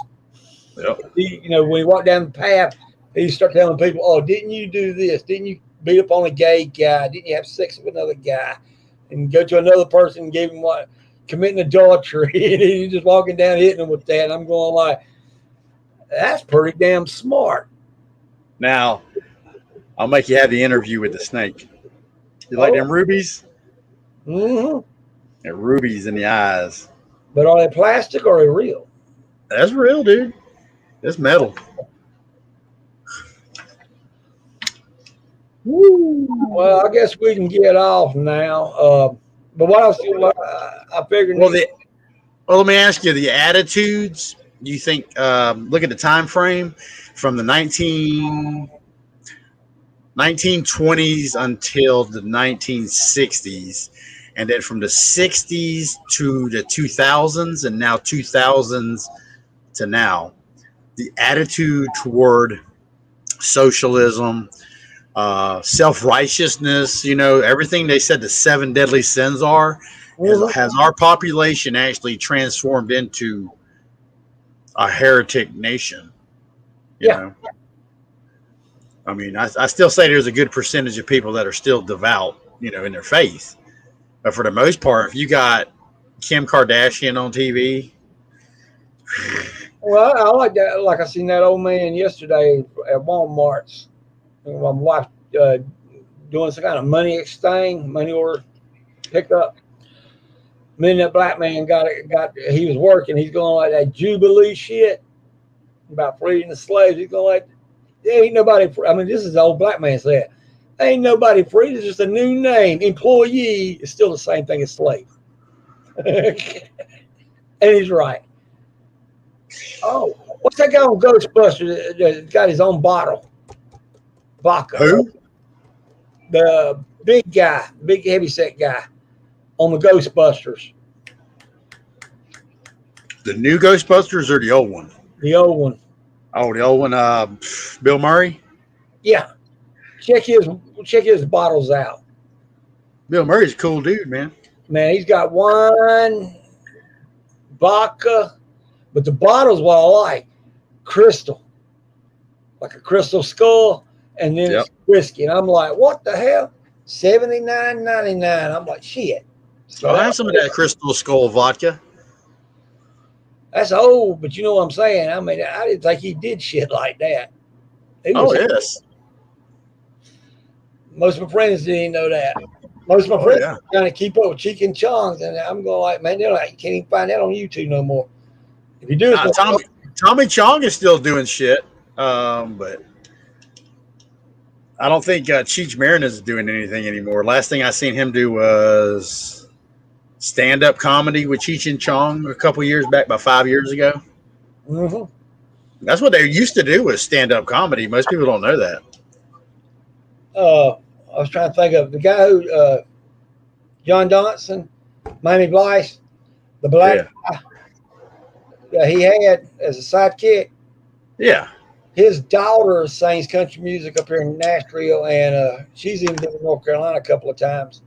She's on my Facebook when I talk to her. She gets a kick out called me and her be talking about how her daddy was, but I didn't know she had a boyfriend. And we were just shooting shit. I go like, who the hell is that punk? And she's going, oh, that's my boyfriend. Get rid of him. I'm better than him. I hang 10. What about him? She had to think. She just turned, if she was white, she turned strawberry red. When I said 10, I'm going like, oh, shit. She'll talk about it, but she can play country music. She can sing. I mean, she's real good. But she ain't into that hip-hop. She ain't into funk. She ain't into rap. She's into music that you can actually, like the old rock and roll, the old country music is modern day rock and roll is all it is. You know, the new country music, so all it is rock and roll. But George Clinton, he don't do like he supposed to. His son's starting to take up, but yet he ain't like his daddy. Everybody's trying to go overthink instead of taking their time and going slow. They try to speed, and I'm going like, you need to stop that speeding and just go slow. Yeah, who's that Jamaican singer? His daughter's singing now too. I Shot the Sheriff guy. I know who you're talking about. Oh man, I can't remember his name. But I did. I got a kick out of it because I couldn't believe that she would talk shit to me and I talk shit back to her. And she knows I'm older than she is, but yeah, she just sat there and I did ask her, how they do up there in Nashville. And what got me is she's going like, they've changed a lot, but you still, if you go to certain studios and they're just like your body, you could probably trade just to get in there. And I'm like, oh shit, she doesn't know what I was looking at. They're going, oh. But a lot of people won't be looking at that. The same thing as rock and roll, or it's the same thing going to California. That's Right. New Nashville is California. Yeah. How was your storm? Did you get it? Yeah, we got some nice rain this morning, last night, today. No lightning. Last night it lightened and rained in St. Augustine, but here it didn't really too much. It rained during the morning. We got a lot of rain. I just mowed the freaking yard, so spread all them grass seeds around. I'm gonna get up in the morning. It's probably gonna be 4 foot tall. Oh, you got a kick out of me. I figured I had it timed on my radar app. I was just looking at the storm. I'm going, that sucker's going to speed up and it's going to shift. We're going to be on the left side leaving us. That should be here today and be gone by Monday. Be damned.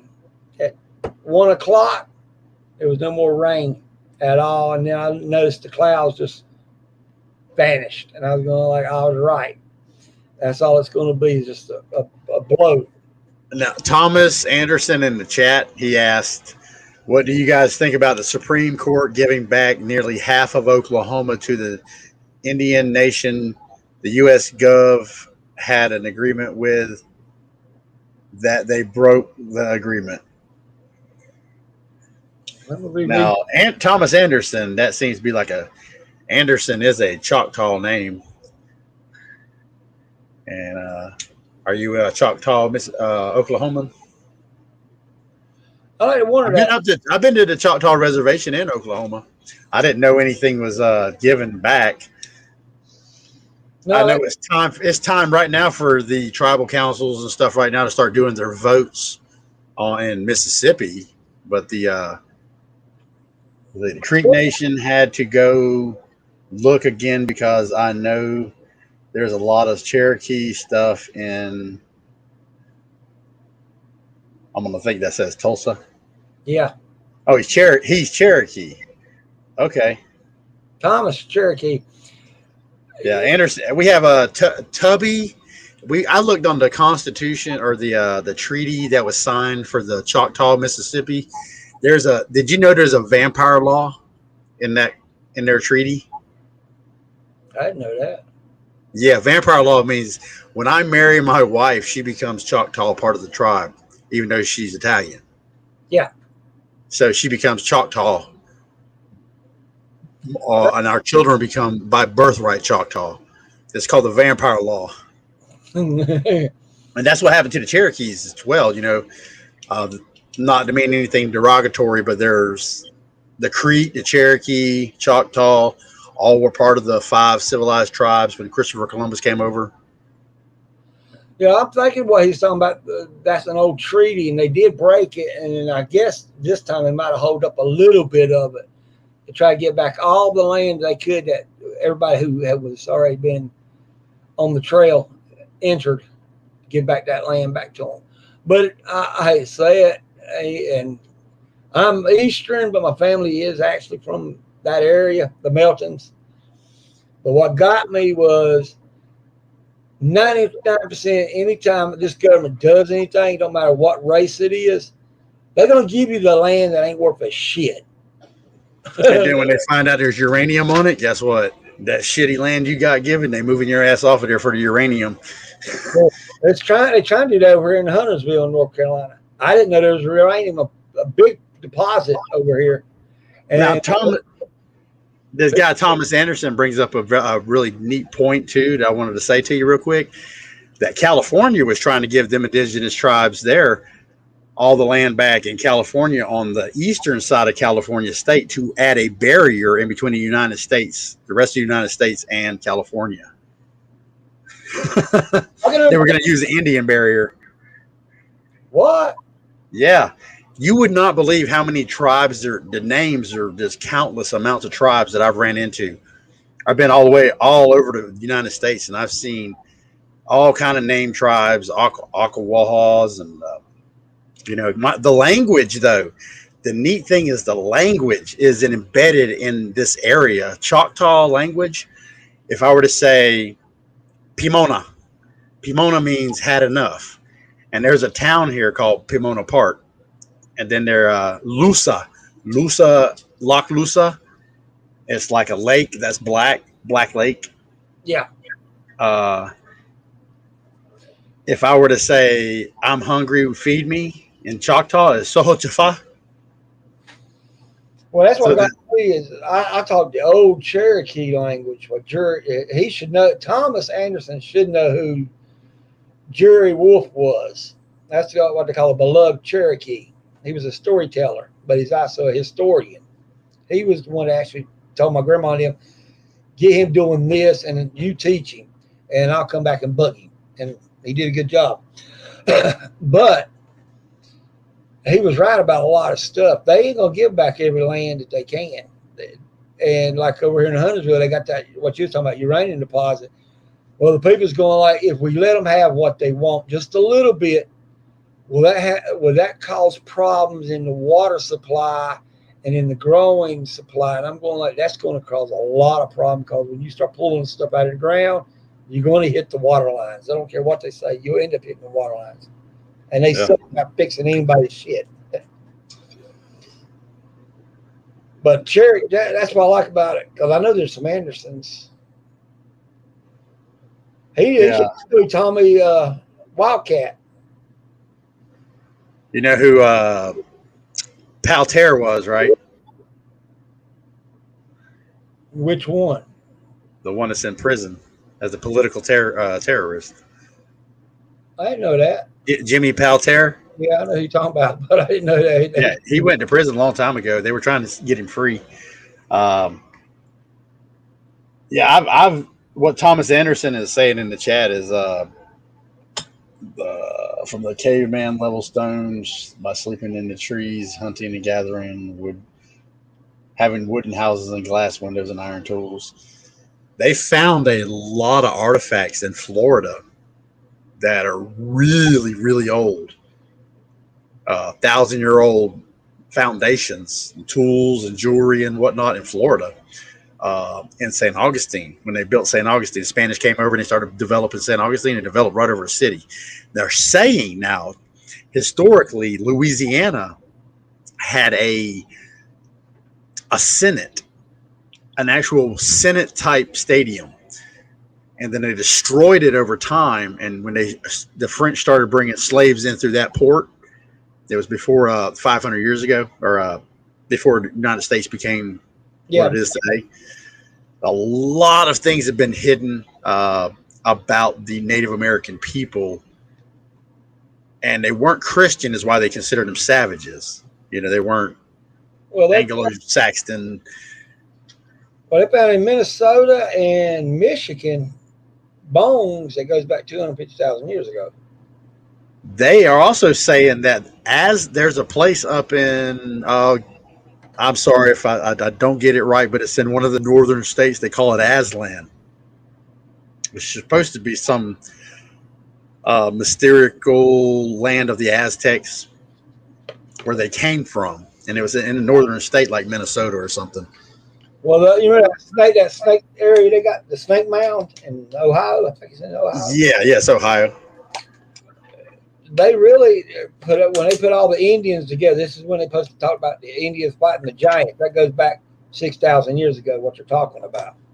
But what got me was that even you have to agree, everybody still come from certain parts of the continents, Europe and Asia and stuff. They don't know where. They can't even put the timeline on it. But if you go back, like what me and you was talking about, throughout time, it's like you go over and you make a mistake, now you got to restart over. Like that, Why we don't know that lost technology, the lost mathematics of the Aztecs and them? It's because we went fast instead of slow. We should be going real slow and look at stuff. We can do it, but they don't. They don't think like that. They think they're better. But when it comes down to knowing history, they ain't gonna ever get that right for one reason. They trying to go by the guy who brought Masons over here and a couple other areas. Darwin's theory of man coming from apes. But even you have to think about it. All them animals was big, and then they shrunk. And they tell us we're getting taller, like the monkeys. We supposed to be small as monkeys, and we're getting taller. That'd be a bunch of bullshit. We're getting smaller, just like reptiles. That'd be common sense. That's how the Bible would even look at it. And we're talking about Hindu, Islam, Judaism, tribal religions from around the world. They all it makes us we're going back. We're going from tall to small instead of what they're saying. The animals are getting smaller. We're getting taller. No, we got to copy the animals because that's the way this earth was made that way. If we was getting taller, then these young people will be 10 times stouter than me. And I'm 57 years old. If I can bench press 450 and cut trees, why can't these guys do it? You know what I'm saying? They give up too quick. They're just too weak. They're not wired the way the old people was. They're lazy. And that's mainly because of the drugs and what they got in canned goods. Oh, I'll show you one thing I found today. This is that car I was in 2016.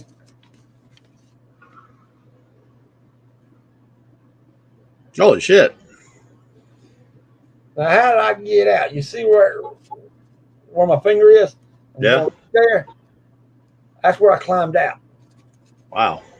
And the doctor said, "You're supposed to be dead."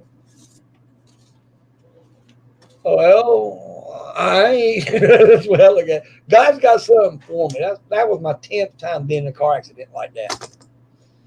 And every time I was, the only part I like about it, if you really think about it, it's kind of funny.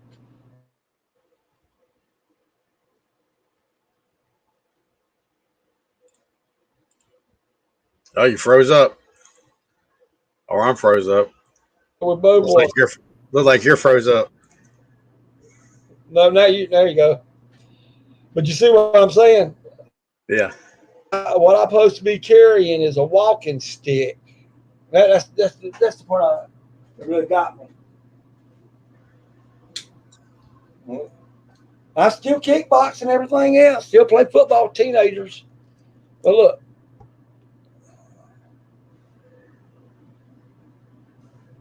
I don't know if it's going to do it. Now look on the backside. You know what it says, don't you? Can't make out the top part. Physical handicapped person, use of a cane or a walking stick worldwide. And then that's what that says. This said right here, physical handicap, use a cane or walking stick worldwide. You know, if I carry this and carry that damn cane and I whoop somebody with that damn cane, they still would not look at me as a handicap. Now, if I was in a wheelchair and turn around and use that wheelchair as a thing, they'd do the exact same thing. And I'm going like, shit. I go into a movie theater and want to watch a movie, and I got a walking stick. You cannot have that inside the building. It is a weapon. Right. I'm using it for walking. I got proof. And it's like, don't give a shit. Hey, can you see this? Yeah, I was thinking, boy. That's a cliff in Eagles Canyon in Utah. Oh, hell. That's pretty big cliff. Yeah, it was pretty high up there. I stood on that's as close as I'd get to the edge. The edge is right here, and it was like a 50-foot drop. You want to see something really cool though? What? I'm looking. Hang on. There you go. This is the Salt Flats. That's all salt. Oh, I yeah. can't see it too good. Yeah, I can. But that's in Utah. The salt.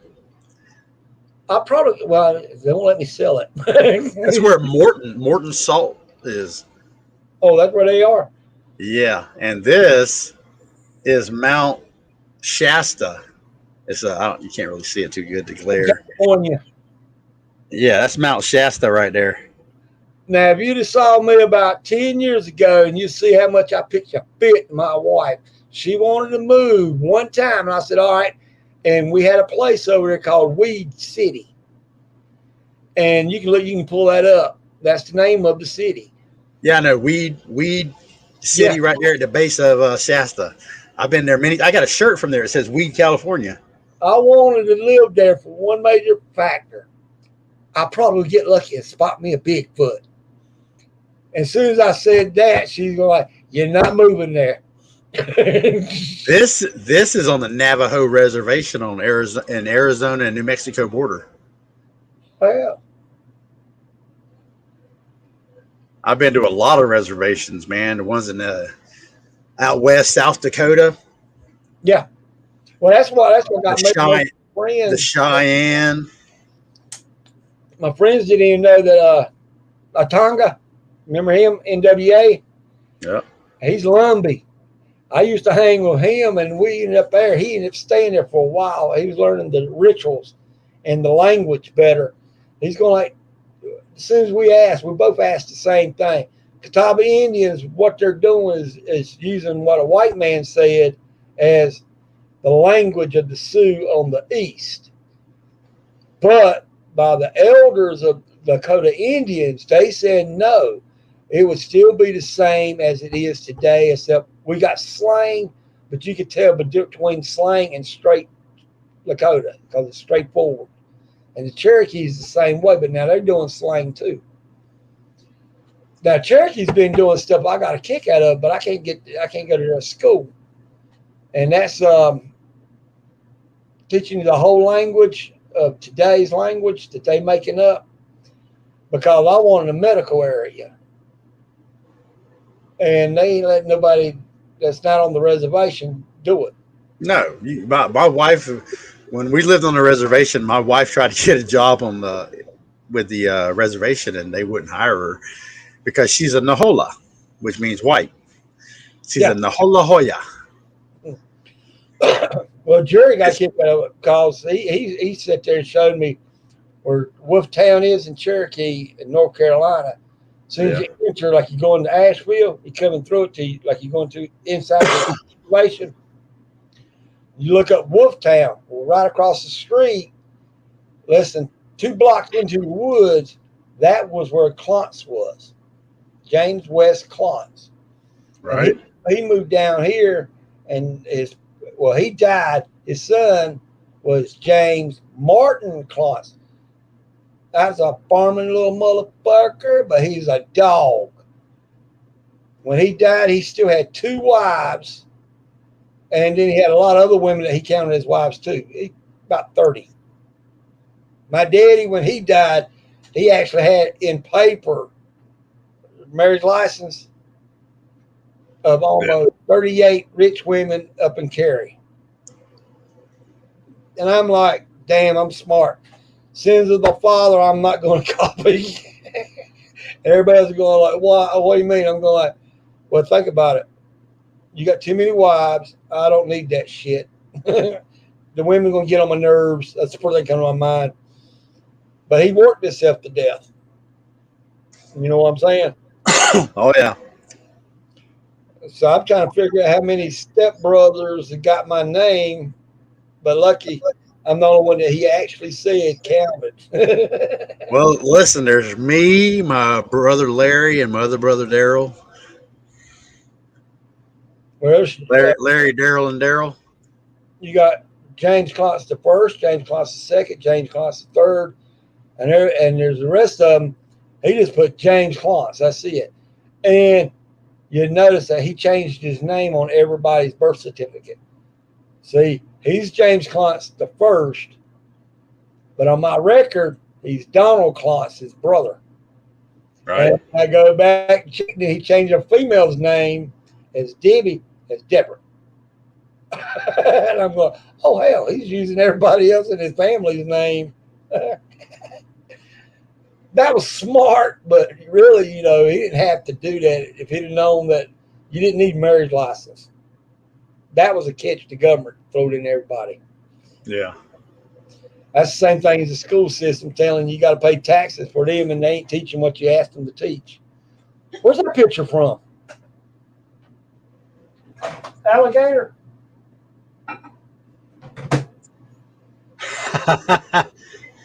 I was reading the chat. Larry, Daryl, and Daryl was the Bob Newhart show. Remember that show? Yeah. This is my brother Larry. This is my brother Daryl. My other brother Daryl. Mm-hmm. Yeah. Well, I'm going to jump off of here, man. It's always nice to see other Native Americans in the chat and stuff, man. Hold 1 second.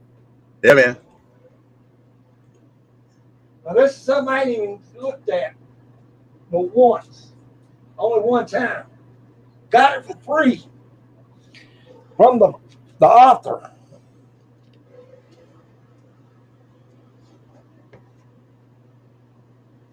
All right.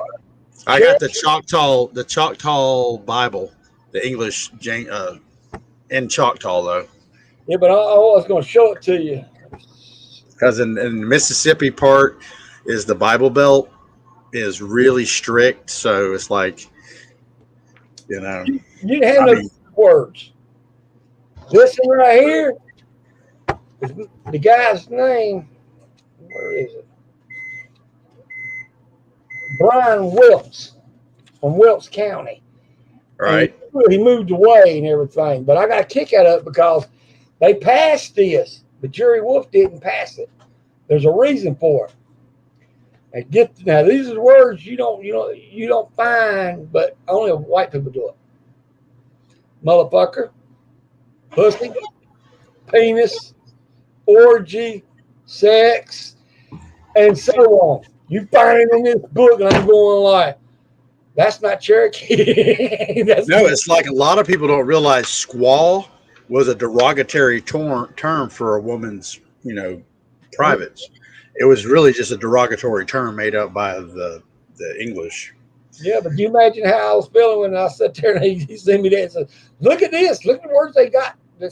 They classify it as Cherokee, but it's not Cherokee because we have no cuss words. And I'm going, what do you mean no cuss words? We didn't have to. If we was getting mad at somebody, we just tell them, hey, you just made me mad. Yeah, the same thing with the Choctaw language. There was no insults. Yeah. And, they brought in stealing. You stole my horse. Well, in Indians back in the old days, say you're Choctaw, I'm Cherokee, but we're close to each other. Within, say, 10 miles from each other. And I'm stuck at your house. All right. Anyway, we partied. I decided to go home. I could take a horse and it'd be at my area. You know what I'm saying? You would not say I stole that horse. You just come up, hey, remember last night you borrowed my horse? Okay, there's your horse. And it's fully, I took care of it. Yep. Or you come to my house and I would do the exact same thing. I'll let you take my horse, and then I just walk up and ask you for my horse back. Or meet halfway and you give me my horse back. And I think that had to do something with, if the guy's still in the chat, and I want you to think about this, on this side of the planet 500 years ago, on this side of the planet, North America, Canada, South America, all one race. Yeah. Huge race on one side of the planet. That's unique. I think there were 4 pyramids in Giza. The main one was, and then there was other ones, and the other ones were colored. If you read the Bible, there were 4 pyramids, and they were all different colors. One was red, one was black, one was white or silver, shiny, whatever it was. Yeah. And there was one that was yellow. So I think it was a representation of the 4 original peoples. Adam and Eve, and then Well, what got me was And Lilith. I mean, you got to kick out everybody looking at stuff. If you really look at it, there ain't but three major colors on Earth. And then when you look at it, the divide, he only did that in changing the language. That makes you think about, why do you need to talk the same? Why you need to use the same words? Well, you got to mix it up. Well, it only happened after the Tower of Babel. Yeah. But then you go back to China and them, and you notice they had the Silk Road going right straight through there at that timeline. And you start noticing, wait a minute, there's certain things still here that goes back all the way back to Babel, back to China. You be noticing all this. So you really actually have three different races: white, black, and brown, or alloy. No, four. Excuse me, four. Olive. You got four major colors of humans. Well, the way the scientists are saying it, whether it's true or not, that the Chinese came over on the land bridge and populated North America, and that's what we have today is the North American natives, which I don't think that's feasible. I think there's an indigenous population already here. That's the way I was looking at it, because you remember we had one continent at one time. It split. The giants, where is it? Right here in America and South America. And then each other area was splitting up later. That's why that circle, Africa, is a big old circle. It means all come from one area. It just split.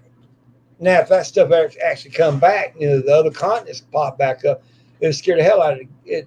All the rich people and them.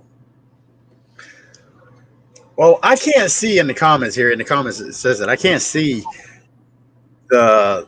Which one? The last one. I think all the bloodlettings and stuff like that happened in South America, where they started sacrificing people, I think that came at the end of their empire, and they had to have thrived for so long, because if you research it, they're finding out that they just outgrew their surroundings. Their population got too big, and then for one reason or another, sided with religious rituals versus science, which they had hydroponics. They were building massive fields on lakes, and the lakes were the hydroponics. Eventually, it died off. Yeah. Well, and the jungle took over everything. If you think about it and look at it today, our own infrastructure, every nation, didn't matter where it was, even the very first civilization, for some reason they get so big they just get lazy and don't take care of the infrastructure, and they all collapse. And then you look at it today, what are we doing? The exact same stupid shit. Yep. Yeah. Oh yeah. Our infrastructure, to keep it maintained, dude, you could take a shovel out there and dig the asphalt up. That's not a permanent thing. They have to repair it every 4 years, or it's literally going to fall apart. Well, that's what got me. Most of my friends be telling me, "Nah, we're still doing good." I'm going, "Nah, you got to remember, my pipes in my house is 1930.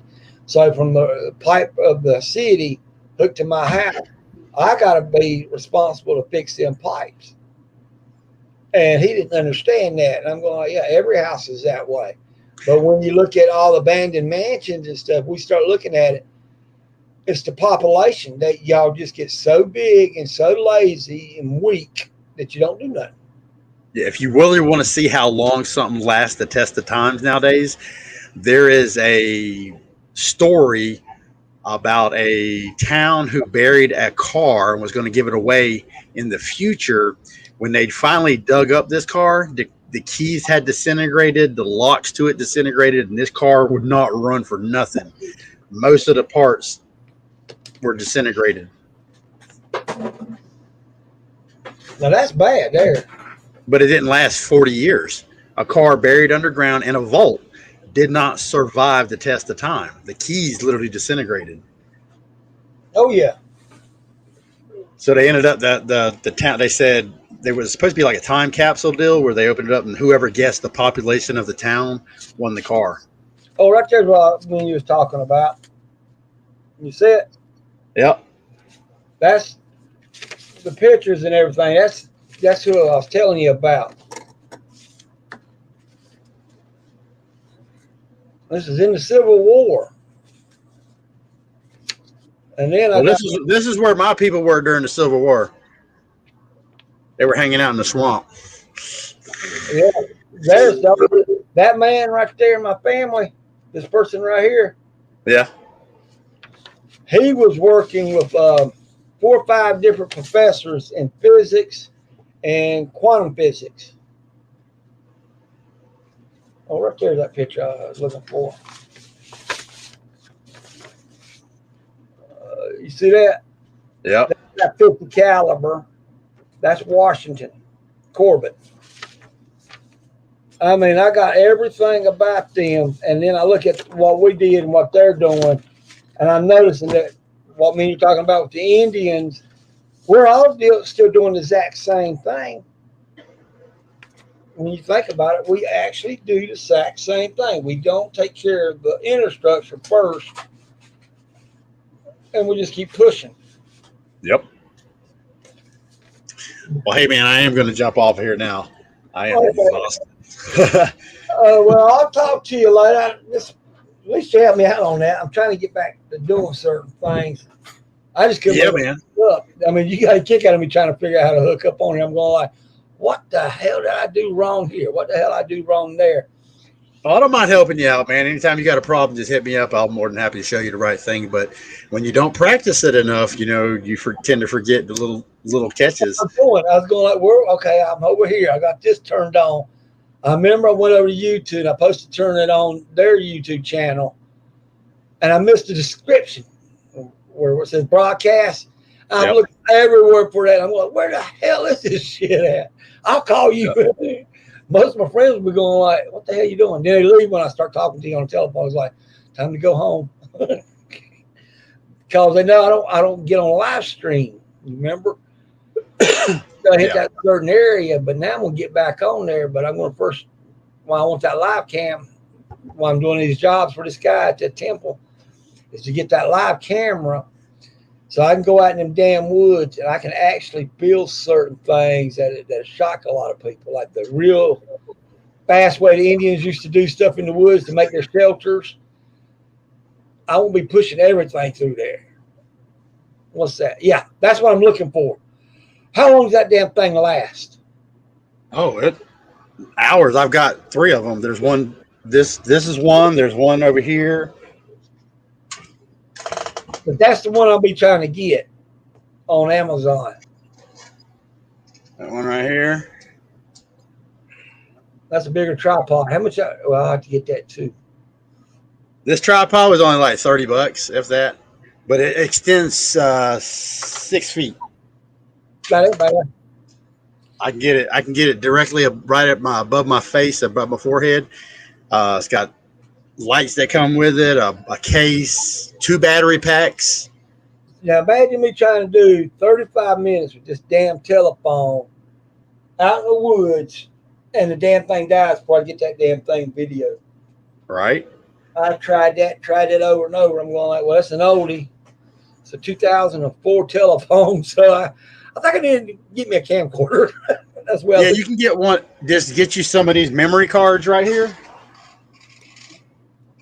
The little chip. Yeah. Memory chip. Yeah. You get you some kind of case to hold it. Yeah. Get you a case to hold them. Hey, does that camera go with an extra battery? Yeah, it came with 2 batteries and a charger, but you got to go. The chips fit in here. Yeah. Little credit card size deal. And that's what holds 10 of those little cards, those little SD cards. I still got a couple of them left in here. See, they're right here. When you hook that up on, to your computer to download, you just hook it up with the camcorder, right? You can, or you can insert this into a card reader. Oh, okay. That actually comes with the camera. So if you get one of these, you can get this whole kit, the whole kit, for about $100, or you can get everything with it for almost $400. That includes the lens here, If not, you can buy the lens separately later down the road, and it just screws on. All these pieces come off. This comes off, and the handle here comes off. This is a piece that fits on the tripod. Yeah, I saw it on Amazon, and that's what I was looking for. It said $149.99. Yes. What all I get with the, $149. I didn't go in there and really look, but I was going like I was making sure but I didn't know how long that damn thing will last out in the woods. It comes with 2 batteries. But I'll tell you what I'm getting good with it is my drone. Yeah, I'm ready to attack somebody with the drone. I ain't allowed to have one no more. I've been, man, I got it stuck in the top part of a tree the other day because I had it about 100 feet in the air, and I killed the rotors, and I just pushed the forward rotor, so it just basically did a nosedive in a direction, and then I kicked it up, and then it just literally dove as fast as it could, and then I literally spun it around on its axis and was going to take off in another direction, but I did it too late, and it had too much distance, like 4 feet, and it just fell into the tree backwards. Yeah, them drones are good. One of the things I did this week that most of my friends didn't understand. You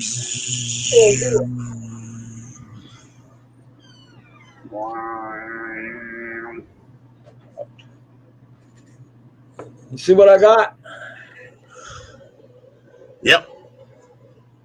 My friend asked me what it's called. I told him, well, in the old days, it's called a spike.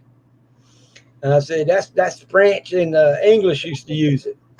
Japanese used to call them darts for ninjas. But in the prison camp for 6,000 years, it's still called a shaft. But he didn't believe I could make that sucker razor sharp. I got a razor sharp on both sides, and I made sure it had a perfect point. Right. You know what I'm saying? I can throw it, stick it, or I can slice it. But he's asking why I needed that. I was going, cause everybody else has started carrying their necklaces. I want somebody to carry in my pocket. So that is one good tool to carry in the pocket. And the reason I made it like a knife is I can easily cut through paper and stuff is one reason. But it's easy to go inside like a glass door, and I turn the key and won't open. I found a way I can shim this in there, not damage my door. So I'm going, hell, I like that. And I'm getting I'm gonna call it an airbag. You've probably seen it. Lowe's has got them, so you can force it into the window, and you can pump it up, and it'll push the window down just enough where you can get to them damn locks. Right.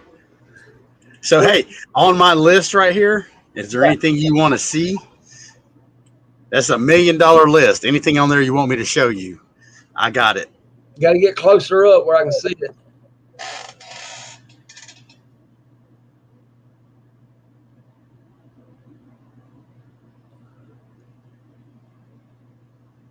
Okay, go back towards right there. You got where it says million. You see that orange thing? The second level up. What is all that? This is binoculars, a monocular, different types of sighting things. These are going to be moving into your gardening section, all your different types of seeds, fertilizers, whatnot. That big medical kit I got, your tools for gardening, saws, trimmers, bolt cutters. Up here is your canning stuff, your cast iron, your cookware, your jars, fishing stuff, bow and arrows, crossbows, ARs, rifles, shotguns, security feeds, motion sensors. This right here is that, the wavy. A blue container. Blue container. Here? Yeah. That's just a standard shipping container. Probably a 40-foot or a 20-footer. They get it too? Yeah, it's $1 million. Yeah, but I can't see it working very well. You fit everything in that 30-footer, I'm pretty sure. The food and the truck is what's going to take up most of your your room. I got the boats, coolers. I got that dump wagon. I got this wagon over here. I got this wagon, the dump wagon. This is a dehydrator. I got a 9-tier one. I thought it was a 10-tier. I got a 10-tier dehydrator. That's that thing I would have been canning pressure cooker. Yeah. Anything on here, man. Even the jerry cans, all your utility things you would use for your vehicle. I got these cargo nets that goes over the top of the vehicle to hold down whatever. You gonna Your put gas mask, your Tyvek suits. you gonna put all that in that container and ship it? I wouldn't buy the container personally. The container is a waste of money. It's not bulletproof. It's not water resistant. It's really useless. You would, a lot, unless you have it on a trailer, unless you already got it on a dolly, a trailer, Yeah. where it's movable, it's actually just useless unless you want to have a place to hide. I've thought about it for years to try to build one. It might be if you had a last resort to have a permanent shelter, but you could use a vehicle. Yeah. But your supplies are going to get too hot in here unless you cover it. And you can't, they're not designed to be buried. You have to really put a lot of post in there to keep it from collapsing. If you try to concrete it, you can only go like 6-8 inches. Yeah. And you can only bury it 10 inches altogether of earth. But it's to get you started back up. You got your hunting supplies and your gardening stuff.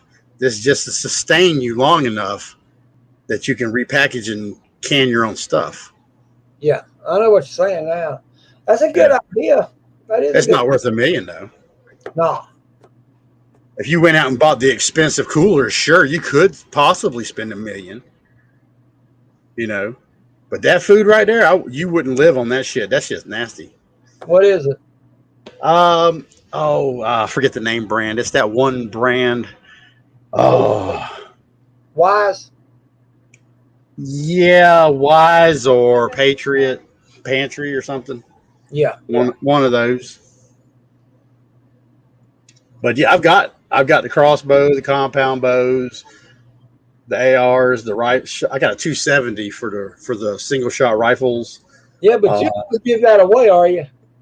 I ain't giving that away, man. I even got the quiver holder, the extra arrows, the fishing gear, the slingshot. If anything, I've upgraded a few more items on this list. Like here's the basically this is how you're supposed to little mini toolkit. I don't think it's worth $1 million personally. It's solar panels right here. I got those. I've showed those quite a few times. 80 watt solar panels I got. The battery pack. The radios. But I got plenty of binoculars. That'd probably be about $89,000 what I'm looking at. Well, the van would be that. Them vans are not cheap. Yep. And I bet you that's a diesel. Yeah, that's what I'm gonna say. And I bet it's already been used. Think about it. And then this all right here is just the gear that goes on a bicycle, the baskets and the carrier stuff. And this is a meat grinder. Who's the one that has that right there? This company I found it on Pinterest, and it says that it's by Urban Survival Network. Okay. Yeah. www.urbansurvivalnetwork.com. That means that's a guy who does urban survival. Well, that was the Angry Prepper's name, right? And for a while, the Angry Urban Prepper. Yeah. And then now there's the Urban Prepper that's on the other coast, I think. But I've got all this stuff. I'm actually got all my seeds. I got another seed vault out in my shed. And I got a tremendous amount of heirloom seeds. Yeah, me, I don't think I probably would need right now. Maybe one thing that you have, but actually, when it comes down to if the shit really hit the pan, like everybody's trying to say it's going to. Yep. I probably would need only one thing extra, and you probably already got it on there, and that's that damn them vest. Yeah, right there. Yep. They got the two vests. One is just a tactical vest, and the other one looks like it might be a one that'll hold a plate. That's what I'm saying. That'd be probably it. And then you got your ramps over here, just in case your vehicle gets stuck. The jerry cans that I got, man, I've got those same exact ones. And I got me a sledgehammer the other day, and I'm about to go get me a wedge axe. There's a tree fell down at my grandmother's house, Yeah. and my dad said I could have it. So it is a 100-foot tall oak tree. I'm thinking blackjack oak. Hey, if it's good condition, cut it in sections and make you a table. I don't have a saw big enough to cut through half of it, man. That's going to take like a 36-inch blade to cut through it. I could probably do it with mine. I got one that's actually 12 feet long. Oh, okay, because all I got is a little 22-inch blade Yeah. Well, from you the Home Depot. You know what I'm saying? You can get it with 24-inch. But Well, it's going to take you a long time just to get all the way through there. well, it's the biggest. It was like a 2-foot round limb. When it fell, it jabbed itself into the ground. So majority of the tree is literally off the ground. So I've got a pretty good half of the tree I can get to that point and cut it up. But it is a huge tree, man. I don't know if I could take it on. I have to have somebody there with me for sure, because it's still like 7-8 feet in the air. Well, That limb stuck in the ground. I'm But waiting. it fell in between two pine trees. Well, what I'm going to do is like that tree I got at my house, that one that's on the corner, Mm-hmm. power lines. Everybody's looking at it. I'm going like I'm gonna have to block it down to a point. But the trunk itself is 98 and a half around. Dang. And everybody's looking at me going like what I'm thinking about doing. I'm going like, if I cut that sucker completely around, I can make me a tabletop, another tabletop, and another half. I'll just make me a bench. You know what I'm saying? But it's oak, and I'm going like, damn, I wish that sucker was a cedar tree or something like that. Right. Because I can laminate that shit. You know what I'm talking about? Put that liquid glass on it, put me some, drill me some holes, drop me some rubies in it, and then sell it. Right. Well, we can make some gems if you want to make some gems, man. Now, what my wife hadn't figured out is about me doing YouTube and stuff. I'm gonna copy y'all to a point. So, my niece, she does that printing shirts and stuff. She pissed me off, so I turned around and told her, "Well, I can do that my damn self." You hear this, Danny? He said he's gonna copy us. Yeah. Copy my shirt. Which does she do? Screen print or does she just iron on? She paints it hand. Paints it by hand. We got the airbrush and paint the whole thing. I bought the biggest one I could find that had the tank with it, so it could run 2 guns.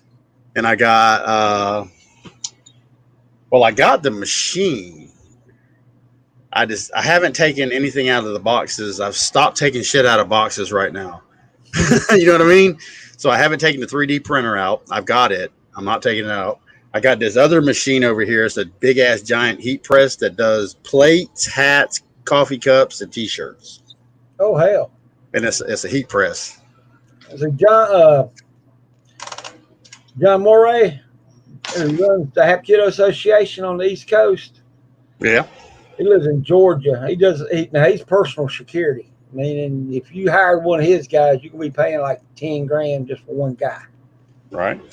Because it's the way he has them trained, and he's the one that trains them. But on his side job, when he's teaching Hapkido, he said, I got my own way of doing stuff. I want to print my own damn shirt so I don't have to go to Amazon.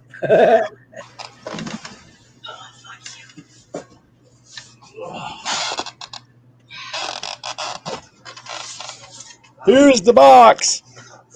Uh-huh. See if I can't show him. But you see what I did? I turned around. I'm going to do it that way. I can do like y'all do. See the machine? Oh, yeah. He gives you directions how to build it. And ain't in Chinese neither. But it's still in the box. It does the coffee cups, the plates. It's got several machine attachments. Well, you see what I'm talking about. I'll end up doing like y'all. I'll print mine instead of doing what everybody else is ordering. And PT company. Fuck them. I can go buy my damn t-shirt for $5 and get a box. this one? Yeah, $5 for a box. I got Native and Devout shirt on. Yeah, but is that printed or is that pressed? Pressed. This is Native shirt. He sold it to me from that Teesprings. Yeah, that's what I'm saying. I'm gonna dodge them. That's what John did. He didn't like it. This is hand painted. That's a lot better. Yeah, we've been having fun here, man. You know, Danny's been painting the hell out of these things. I got a bunch of stencils and paints and she's been tie-dyeing shirts. So, you know, she took a black tank top and even tie-dyed it. But I'm showing her, this is how I'm thinking Renaissance, man. We as commoners need to be having this as a viable income from each other. Yeah. Well, that gets us up. Now we need to make the common American at the bottom level should be able, instead of being on welfare, should be able to do all this crafts, making jewelry, making shirts. You should be able to do crafts. And you could get a revenue coming in enough to supplement welfare. And probably more, depending on your character as a person who's selling it. You know, it's like saying you, Cherokee Survival, your character versus somebody who's a criminal, you know, doing bad things. You don't want that character making money. Oh, I forgot to tell you. Joe Hurst, that guy I was telling you about, I grew up with, who was a 2-time Gracie Jiu-Jitsu champ. Razan wrote a letter to the certain associations not giving him what he's supposed to have because they had a fallout. You know what I'm talking about? Yeah. The Gracies wanted him to use his influence and his creativity, but yet pay them money plus him fly there and get tested in Brazil or in California about jiu-jitsu. All right, Joe started running his mouth, and this is what got his ass in trouble. And I tried to tell him. All right, he kept telling everybody that he got his black belt in kickboxing and taekwondo and in Hapkido. He got his Hapkido from one guy from Concord. But the kickboxing and taekwondo, General Douglas gave him his black belt in kickboxing, which I knew that was a lie. All right. He never went and took his black belt test. He did get to wrestle and train with Hector, the father, and the family. He got to live with them for 4 years. Never went past blue belt. Rexo Gracie, Russell, Relson, Russell Gracie, went around and challenged him. No time limit or time limit, gi or no gi, against my youngest purple belt in a contest to get your belt from one. How did you get all these other black belts? And Joe wouldn't do nothing. Joe decided to say he's doing BJJ Gracie Jiu-Jitsu. But yet he's not being qualified by the family, so he cannot be classified as it. Anyway, he is one of the 25 first Americans. And Joe got in hot water with it. Now he's being low-key, nobody's paying attention. He's still training cops and stuff. But I sat there and I went and looked up about Ruxo Gracie versus Joe and the note and read it. then called him up because Gracie's cousin is up here in Maiden, North Carolina, on the other side of Burlington. And he said, yeah, Joe's been lying about that. We backed him. He said, I backed him because he's cockstrong and he's white, but it's his personality that got him kicked out of everything. And what he did in the past, they finally figured it out. Now, here's the catch. Joe won't even talk to me unless I'm doing him a favor. Now, here's the catch about it. When a cop come up and ask me about, well, I'm doing Joe Hurst's jiu-jitsu, I could take you. I'm going, well, here's the funny thing. Not even Joe will even work out with me in jiu-jitsu. I want to see it because when I got pictures of what was going on. Right here's the picture where I got my 2 belts, my kickboxing belts. This guy beat up his old lady. This guy right here. Yeah. Foster. I beat him for them belts. You see, he's got that blue belt on. You see, it's Rexel Gracie beside him. Wrestle and me he was staying with Joe at this time. Me and him destroyed Joe's house, the living room, the kitchen. We made it into the guest bedroom, literally destroyed it. And he couldn't put me on my ass and put me in a hole because of the way I was doing things. And I was going like, it's a good art. But now Joe don't want to talk to me because I got certified by his cousin.